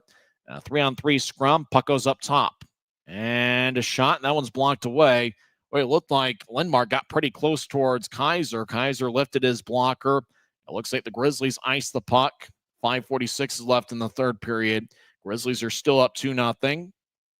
I wonder if this is the type of game, if you're Rob Murray, if you're a little bit more aggressive and pulling your goaltender a little bit earlier than normal. We're still a few minutes away from that, as there's just under 6 minutes left in regulation. But as Rob Murray, is it under 3 minutes? Is it under 2 minutes? How aggressive is Rob Murray in pulling his goaltender if the score stays at 2-0? Draws over in the far circle. We wish we had a little bit more of a close-up, but it looks like Tulsa wins the draw. McKee feeds it back towards the right side. Righty shot, and that one goes wide. Puck towards the left wing as Pike gives a good shoulder check on Lattenbaugh. And the Grizzlies clear it out. Striding is one of the officials, and no icing is called. Puck goes deep into the Oilers zone. Tulsa, rink-wide feed, angle left. It goes past Josh Nelson, racing after it as a Grizzly. Behind the net, Kaiser will slice it towards the far wing. And it goes deep in the Oilers zone. No icing as the Grizzlies might switch up a few skaters. Gratton in the area as Tulsa taps it off of Gratton and past him. Good shoulder check by the Oilers' Lattenbaugh as he collided with Luke Manning. Whistle blows with 5:06 left in the third. Well, the Grizzlies have played a strong one. Can they find a way to secure victory? We'll find out on the other side. Utah 2, Tulsa nothing. Smoke them if you got them here on the Utah Grizzlies Hockey Network. We're 20, and yeah, we're celebrating big. Because in 20 years, we didn't just make the gear. We made hockey cooler. They said we were too loud, too flashy, too different. They told us to tone it down. The Warriors don't tone it down. We go full throttle. And this is just the start. 20 years in and we're just getting warmed up. We're still the brand that makes the gear you can win in, chirping, partying. And if you thought we were bold before, just wait. The next 20 years start now. Les Schwab changed the tire game more than 70 years ago. Today, we still believe that you should get more from less. Like exclusive tires we design ourselves means more tires made for the roads that you drive, less compromise. And we include America's best tire warranty in every tire we sell. It's more unbeatable warranty, less charging you extra. And our 60-day satisfaction guarantee means you'll be way more satisfied and way less stressed. For all this and more, you get more from less. Draws it neutralized. 5:06 left in the third period. Utah leads 2-0. Evan Friesen got a power play goal, 4:58 in, as he redirected a Danny Genev shot that was 4:58 into the first period. And then Reed Webster made it a 2-0 game. He scored 1:18 in. That was a second period goal. Nobody has scored here so far in the third period. Tulsa tries to maneuver its way towards the left corner as Easton Armstrong spins around a Grizzly. Noah Gansky got injured in the second period, and hopefully he's okay. And then looked like a few minutes ago, Dylan Fitz had to be checked out by the trainer. He skated off on his own power, but he was favoring his left side. So both teams a little bit shorthanded due to a couple injuries. Not sure if I've seen Connor Kelly in this third period. As Sage Weinstein delivers a belt in the right corner of the Grizzlies zone. Good hip check on an Oiler. Puck goes back to neutralize. Grizzlies tapping off the boards. And still in there is Christian Property. I wonder if Rob Murray's going to be aggressive and coming with the extra attacker. That might be a couple minutes in coming as Utah's got a 2-0 lead, 4:13 on a moving clock in the third period. As Tulsa towards the right side, good defensive play by Genev, cutting off an Oiler pursuit. Behind Utah's net, Hanson Bukata hacking away. Colby Enns will slide it towards the left wing as Griffin Ness in the area. Puck goes back towards Utah as the Grizzlies spread the ice. Utah chips ahead towards Genev. Genev skates towards the left point, and he fires lefty shot that misses wide. Griffin Ness skates towards a loose puck in the right corner. Tulsa up with it as they cross center ice left wing. Good check by Colby Enns as Tulsa was trying to enter from the left side. Enns knocked him down. Now the puck racing towards center ice. Genev skates in. 1-on-2. I'll take a lefty shot. Kick saved by Prop off his right ankle. As Genev, he creates good scoring chances out of nothing. Tulsa enters the offensive zone. They get knocked down. That's going to be a penalty on Utah. Boy, the Oilers skated over to the right point, got around the line, tried to get around a Grizzly along the boards. Utah tripped him up. And the call was spotted by one of the two referees tonight. So the Grizzlies are going to be shorthanded with 3:28 left in the third. So it looks like if we can see who's in the box, we're not really sure. But a Grizzly broke a hockey rule. I'm not sure if Rob Murray's going to use this timeout or if he's just going to try to buy a little bit of time. Both teams a little bit slow in getting their skaters on the ice. So it's a Utah penalty. It looked like something like a trip. It's Christoph Filion, the newest Grizzly. He's in the box. He's got a November mustache, and he shakes his head back and forth. He gets a tripping minor, 16:32 into the third period. It's hilarious, these remote feeds. They always show the visiting player in the penalty box, but they never show the home player in the box. I guess, I don't know why, but it is what it is. Tulsa wins the draw. It's 2-0 Grizzlies. Jeremy Bianca-Batuka gets it towards McMaster. He'll throw it in. Righty shot. Tulsa's hacking away, and Kaiser's covered it up. Boy, McMaster had the puck in the left wing, got it to the left goal line. Tulsa fired a righty shot. Then Kaiser was able to make the stop. That shot was taken by Easton Armstrong. Armstrong's a big guy at 6'3" and 204 pounds, and he's played a physical brand of hockey tonight. Key face-off. Still in net is Christian Prop. He'll come off in another minute or so, I would imagine. Tulsa's got the puck on the right side. They get it across. Now Bianca Batuka left side is shot. Blocker saved by Kaiser, and it flies out of play off the protective netting. Boy, Bianca Batuka can really shoot. And he fired a laser stick side that Kaiser was able to get a blocker save on and deflected out of play. 28 shots for Tulsa tonight, and they've had some good looks. Easton Armstrong leads Tulsa with 5 shots. Drew Elliott has 4. Puck goes to the right point. Tulsa trying to move it across, and it was fanned on a pass. And it goes out towards center ice. Tulsa resets. They're back at their blue line. McMaster moves to his right. Tulsa skates in. Now the Oilers towards the left wing, dancing around and getting towards the corner. It was Colson Petrie. Now up top, Bianca Batuka moves to his right. He's in the high slot over to Petrie. One-timer saved by Kaiser. Puck's deflected towards the left corner. Petrie feeds it up top. Bianca Batuka keeps it in. Now the Grizzlies poking out to center ice. Good play by Griffin Ness and challenging Bianca Batuka at the line. Tulsa crosses center ice. Now they make a little bit of a line change. They filter players on and off. Bianca Batuka stays out there, and he'll spin it around the boards towards the right corner. Ricketts in the area, so is Griffin Ness. He joins the play. Felton hangs out in the slot. Tulsa steps over the offensive line, siren pass, shot and a score. Owen Lindmark in his home debut gets his first goal as an Oiler. And with 2:09 left in the third period, it's now a 2-1 game. Power play goals. The Oilers won a battle over the right corner. And they just swept it towards the right circle, and Lindmark fired it past Kaiser. Main assist is going to go to Ryan Lautenbach. So both teams have a power play goal tonight. That's a 2-1 game. The Tulsa fans ringing the cowbells. They're having a good time. They haven't had much to celebrate and cheer for here this evening. A few critical face-offs upcoming. Luke Manning will take the draw. He's out there with Gratton and Lebster. 2-1 Utah. Tulsa's put together a pretty good effort. And they're a club that, style-wise, pretty similar to the Grizzlies. Still in there is Christian Prop. He may come off if the Oilers enter the offensive zone. 1:55 on a moving clock. Utah leads 2-1. Oilers get towards center ice. Bianca Batuka drives it in. Puck ricochets off the backboard. As Utah will move it out towards center ice. Lebster in the area. As Prop is still in there. Bianca Batuka runs it down. 1:40 in the third period. Utah leads 2-1. Oilers back towards the left side.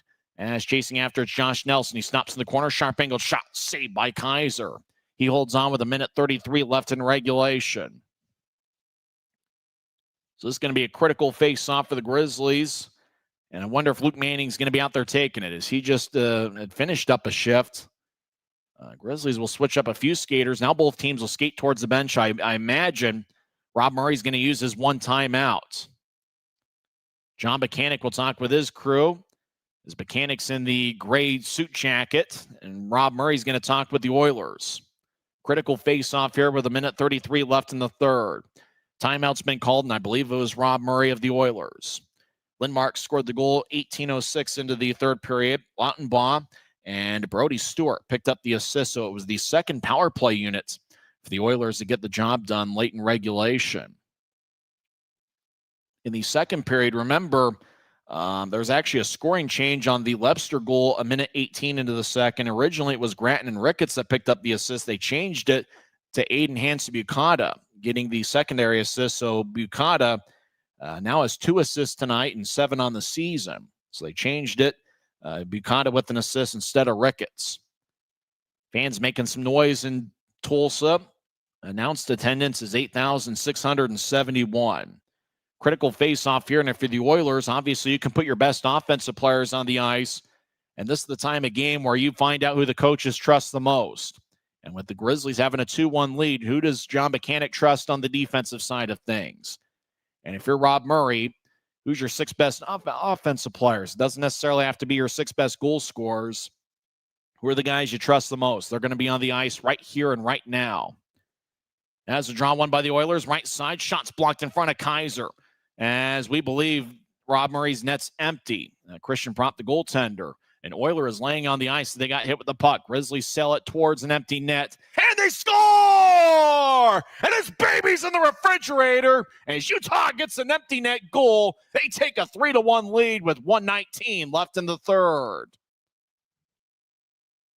So Grizzlies just sky it into the Tulsa zone. I believe it was Garrett Pike that got the empty netter. That would be Pike's third goal of the season. As the Grizzlies got the puck, there was an Oiler laying in the slot as they took a Tulsa shot to the knee. And then I believe it was Garrett Pike who skated to the celebration aisle first. I believe Pike got his third of the year on an empty net. It is Garrett Pike who scores his third of the year. It might have been unassisted. And that was 18:41 into the third. So Grizzlies lead 3-1. Prop is in net right now. And the Grizzlies, even though Tulsa made it interesting with the power play goal, Grizzlies buckled down and were able to get the empty netter when they needed it the most. Puck goes deep into the Grizzlies zone. Pike gets thrown towards the glass. As the Grizzlies have time on their side, Felton and Manning towards a scrum. Gratton looking nearby. Now the puck goes towards the left corner, chasing after it. As the Oilers, puck goes swaying back and forth as Felton delivered a push. 46 seconds left up top. Righty shot, and that one goes high, out of play. As looked like Kaiser might have gotten his blocker on it. Shot was taken by Easton Armstrong, who's been pretty good tonight.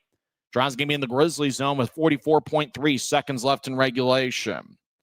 It looks like Pike's empty net goal was scored unassisted.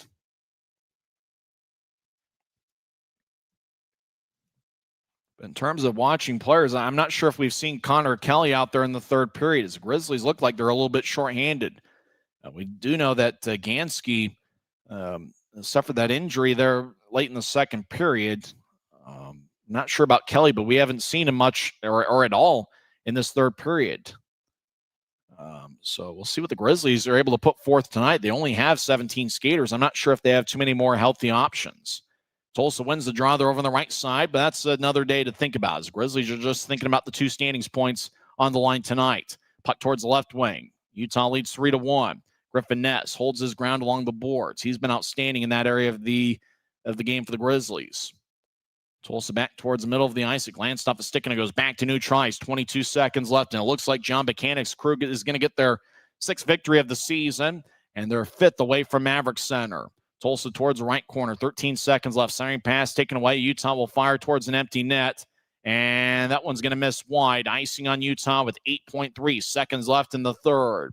Tulsa made it interesting with that power play goal that was scored 18:06 into the third, but the Grizzlies, when they needed to the most, after the timeout, Tulsa got one shot. It looked like it was blocked off a Tulsa teammate, and then Pike got the puck and then just sailed it towards the empty net, and he had the perfect accuracy as that gave Utah a 3-1 lead.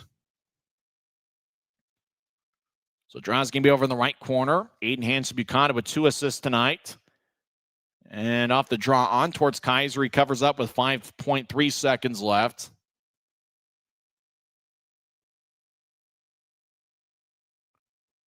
Reed Lepster and Tyler Gratton reach a +2 tonight. Lepster with 1 goal, Gratton with 1 assist. And they're on the top forward line for a reason. They've been Utah's 2 best scorers so far this year. Gratton leads Utah with 9 assists, and Lepster with the second period goal, which should turn out to be the game winner. That is Lepster's 7th goal of the season.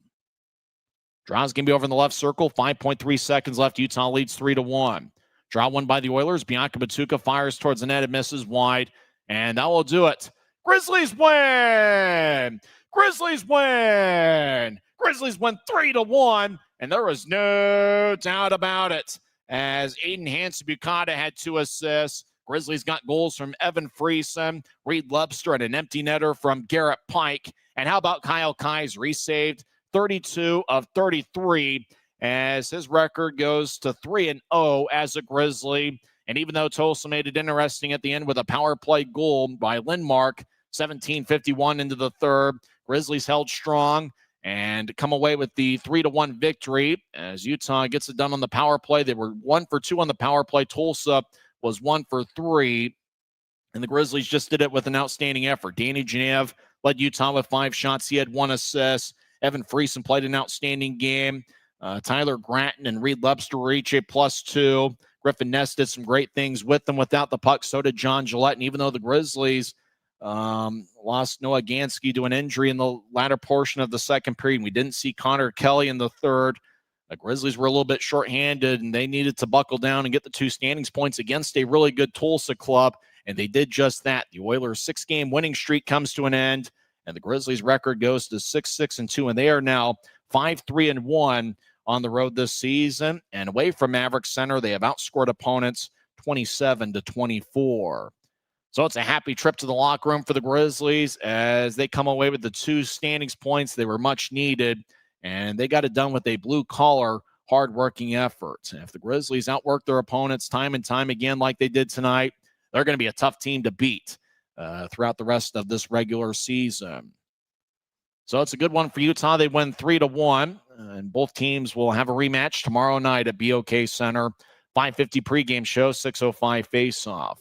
We'll have the postgame story in 30 seconds from now. Once again, the Utah Grizzlies defeat the Tulsa Oilers 3-1 at BOK Center. This is the Utah Grizzlies Hockey Network. Every new day is a chance to be kinder to your body and your mind. U of U Health is here to help you build strength and confidence every day. Let us help you be a better you. U of U Health, official health partner for the Utah Jazz, Utah Hockey Club, Utes Athletics, and the Utah Grizzlies. Take the first step today at uofuhealth.org. Final score from BOK Center, it's the Utah Grizzlies 3 and the Tulsa Oilers 1. Utah got a power play early in the contest as Drew Elliott got a roughing minor 3:15 in, and with 17 seconds left in the power play, Danny Genea fired a shot from the right wing that was redirected by Friesen. Evan Friesen found the back of the net for the second time this season. Genea and Aiden Hansen-Bucata each picked up their 6 assists of the year. Hansen-Bucata now has 4 power play assists on the season. It stayed a 1-0 game throughout the rest of the first period. Tulsa outshot Utah 14-10 in the first frame. In the second period, the Grizzlies had a ton of offensive zone time. They outshot Tulsa 15-8 in the second period. Utah made it a 2-0 game as Tyler Gratton found Reed Lepster out in front of the net, and Lepster fired what turned out to be the game winner past Christian Propp. Lepster leads the Grizzlies with 7 goals on the season. Gratton gets his team leading 9th assist, and they also originally had an assist towards Jack Ricketts, but instead, it appears they have switched it over, and they gave the assist instead to Aiden Hansen-Bucata, who now has 2 assists on the night and 7 on the season. Utah led 2-0 for the remainder of the second period. Lepster's goal was scored 1:18 in, and it stayed a 2-0 game for quite a while as the Grizzlies were just buckling down defensively. Tulsa with a lot of long-range passes, but it didn't seem like many of them were connecting. The Grizzlies were really disciplined and on point on the defensive side of things late in the second period, and unfortunately, I think we missed about a minute worth of action as they just kept on with what looked to be a screensaver. So we missed a bunch of action, and then we saw Noah Gansky laying on the ice being assisted by the Grizzlies trainer, Brooke Timoney. It looked like Gansky had to be carried off, and we certainly hope he's okay. We don't really know anything except for that he got hurt, and then I'm not sure we saw Connor Kelly in the second half of the game. I certainly didn't see him out there in the third period. At the start of the game, Colby Enns and Luke Salem were acting as forwards, and they both moved back and played a defensive role for the Grizzlies in the third period. I'm not sure I really saw Aiden Hansen-Bucata much in the third period either. So a lot of ice time for the defensive pairing of Pike and Felton. For Colby Enns and Luke Salem to kind of play multiple roles in the same game, kind of going into a game thinking of the mentality of being a forward and then dropping back and playing a defensive role. You got to tip your hats at them. It's just one of those things with, the Grizzlies are going to have a tough time putting together a lineup for tomorrow as they only had 17 skaters tonight, and I'm not sure there were too many other healthy options. So we'll see what the Grizzlies have tomorrow, but they'll worry about that tomorrow, obviously. We certainly are hoping Noah Gansky isn't hurt too bad. In the third period, it appeared that Dylan Fitz went down with an injury.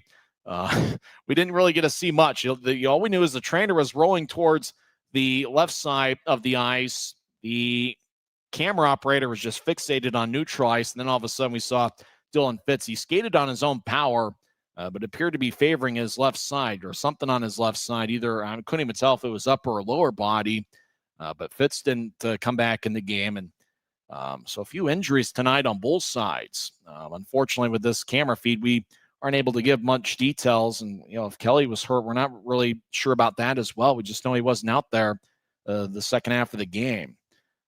Tulsa made it interesting, though. They got the power play goal, 17:51 into the third period, as Owen Lindmark, who's in his first home game and second game overall with the Oilers, he scored a power play goal with Ryan Lautenbach, and Brody Stewart getting the assist. It was Tulsa's second power play unit that picked up the goal, and that was 17:51 into the third. And then with a minute 33, or maybe it was a minute, it was probably about a minute 33 left in the third period, Tulsa called timeout. They had an offensive zone draw. Looked like the Oilers took a shot up top. It might have been BOK Center, and it looked like it bounced off of Lautenbach. He was laying on the ice in the slot. Garrett Pike got it, and he just sailed it towards the empty net, and he had the perfect accuracy as Pike gets the unassisted empty netter. And that was 18:41 into the third period. Pike got his third goal of the year. That made it a 3-1 game, and that's where it sat throughout the remainder of regulation.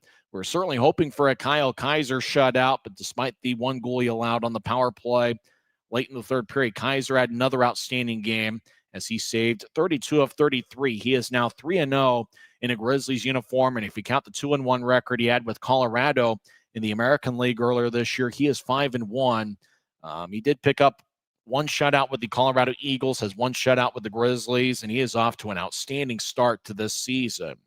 Christian Propp in his Tulsa debut, he saved 29 of 31 in the loss. So he actually played a pretty good game, keeping the Oilers in it. Shots were pretty close to even, with the Oilers out shooting the Grizzlies 33-32. Now, what can you say? The Oilers put together a pretty good effort at the end. They've got some outstanding forwards. Drew Elliott and Easton Armstrong look like they're going to be pretty good players, and Adam McMaster as well. Bianca Batuka's got an NHL deal with the Anaheim Ducks, and even though the Grizzlies are a little bit shorthanded with injuries starting to pile up, Utah just buckled down, played a strong defensive game, and they earned the 2 standings points tonight. And Utah has been a pretty good team. They are now 5-3-1 on the road this year. Make sure to get your tickets next week, as the Grizzlies will be in town taking on the Allen Americans. And hey, the Grizzlies are certainly a fun team to watch, and this is the Grizzlies' final hunt. And on the holiday season, with it being Thanksgiving next week, make sure to come on out and join the holiday season with the Grizzlies, as we're going to have some entertaining games next week with the Allen Americans. But Utah does have one more this weekend over at BOK Center, and that's going to be Saturday night, 5:50 pregame show, 6:05 face-off, as the Oilers will be looking for a little bit of revenge, and the Grizzlies will be looking for a 2-game sweep against a pretty good Oilers club who have now won 6 of their last 7 games, as the Grizzlies' victory ended a Tulsa 6-game winning streak. Let's go over the 3 stars of the game as selected by somebody in Tulsa. Third star is Owen Lindmark, the lone Tulsa goal scorer. He got the power play goal, 17:51 into the third. Second star is Reed Lepster, who scored the game winner. Lepster was a +2 and had 3 shots. His game winner was scored 1:18 into the second. He's the number 2 star. The number 1 star is goaltender Kyle Kaiser. If I remember right, it's actually the first time that Kaiser's been named the number 1 star, as he was the second star on November 7th in Utah's victory over the Wichita Thunder. And that was a game I'm trying to remember who the first star was, although I remember Kaiser being the second star of the game. And he was outstanding once again in net. And when you watch Kyle Kaiser, the things that immediately stand out are his quickness, his agility, his ability to move side to side, and he does a great job in locating pucks through traffic. There was a couple where Tulsa got a body in front, Lindmark in particular on one, and Kaiser just, calmly made a blocker save, and he seems to be a calm goaltender, and he's been awfully impressive, Kyle Kaiser. And really, it's kind of credit to the depth that the Colorado Avalanche have in terms of their goaltenders, that the Grizzlies can get a quality goaltender like Kaiser in net. And they've got a pretty good 1-2 combination with the Kaiser and Dylan Wells, who probably is going to get the start tomorrow Wells has put together some good games with the Grizzlies as well. Dylan Wells has an AHL contract with the Tucson Roadrunners, who are affiliated with the Utah Mammoth. So we might see Wells tomorrow. It sounds like we might see Thomas Sukanik, who appeared to be serving a one-game suspension. Sukanik does have a .918 save percentage for the Oilers earlier so far this season in 5 games. I'll just about wrap things up. We certainly had some fun, and for the Grizzlies, one of the fun things about this win was there was a team win. It was done on the defensive side of things, certainly as John Buchanan likes it, and for the Grizzlies, just about every line played well, and they had to. With the Grizzlies being shorthanded, they came into play with 17 skaters, and then we mentioned the injuries. Agansky got hurt in the second period, didn't see Kelly in the third frame. Enns and Salem had to move back to a defensive role, and the Grizzlies were pretty much rolling with 3 forward lines tonight. Good thing for the Grizzlies, though, tomorrow is just the second night of a back-to-back, and they don't have a 3-and-3 type of scenario. So it'll be interesting to see what lineup they come up with tomorrow, but they'll worry about that tomorrow. Tonight they buckled down and picked up the 2 standings points. Grizzlies' record goes to 6-6-2 on the season, and the Oilers fall to 7-5. Next broadcast of Grizzlies hockey will be tomorrow night, 5:50 pregame show, 6:05 face-off. Thanks for sticking with me. Unfortunately, this remote feed in Tulsa is notorious for being a little bit difficult, and unfortunately, we had some injuries that we weren't able to give any sort of description on. We had some tough times trying to describe the action, couldn't see the back of jerseys, and but we tried to have as much fun as possible. For me, this is not some fun little hobby. I'm trying to find a way to get to the National Hockey League, and on a night like this, when you get a feed like that, you just try to find a way to stay positive and have some fun with it. And after all, that's what we're trying to do in this final hunt, is have a good time, and the Grizzlies and just kind of enjoy the ride of this final season of Utah Grizzlies hockey. Once again, in 2 hours and 17 minutes and in front of a good crowd of 8,671 over at BOK Center, it was the Utah Grizzlies coming up with a 3-1 victory over the Tulsa Oilers.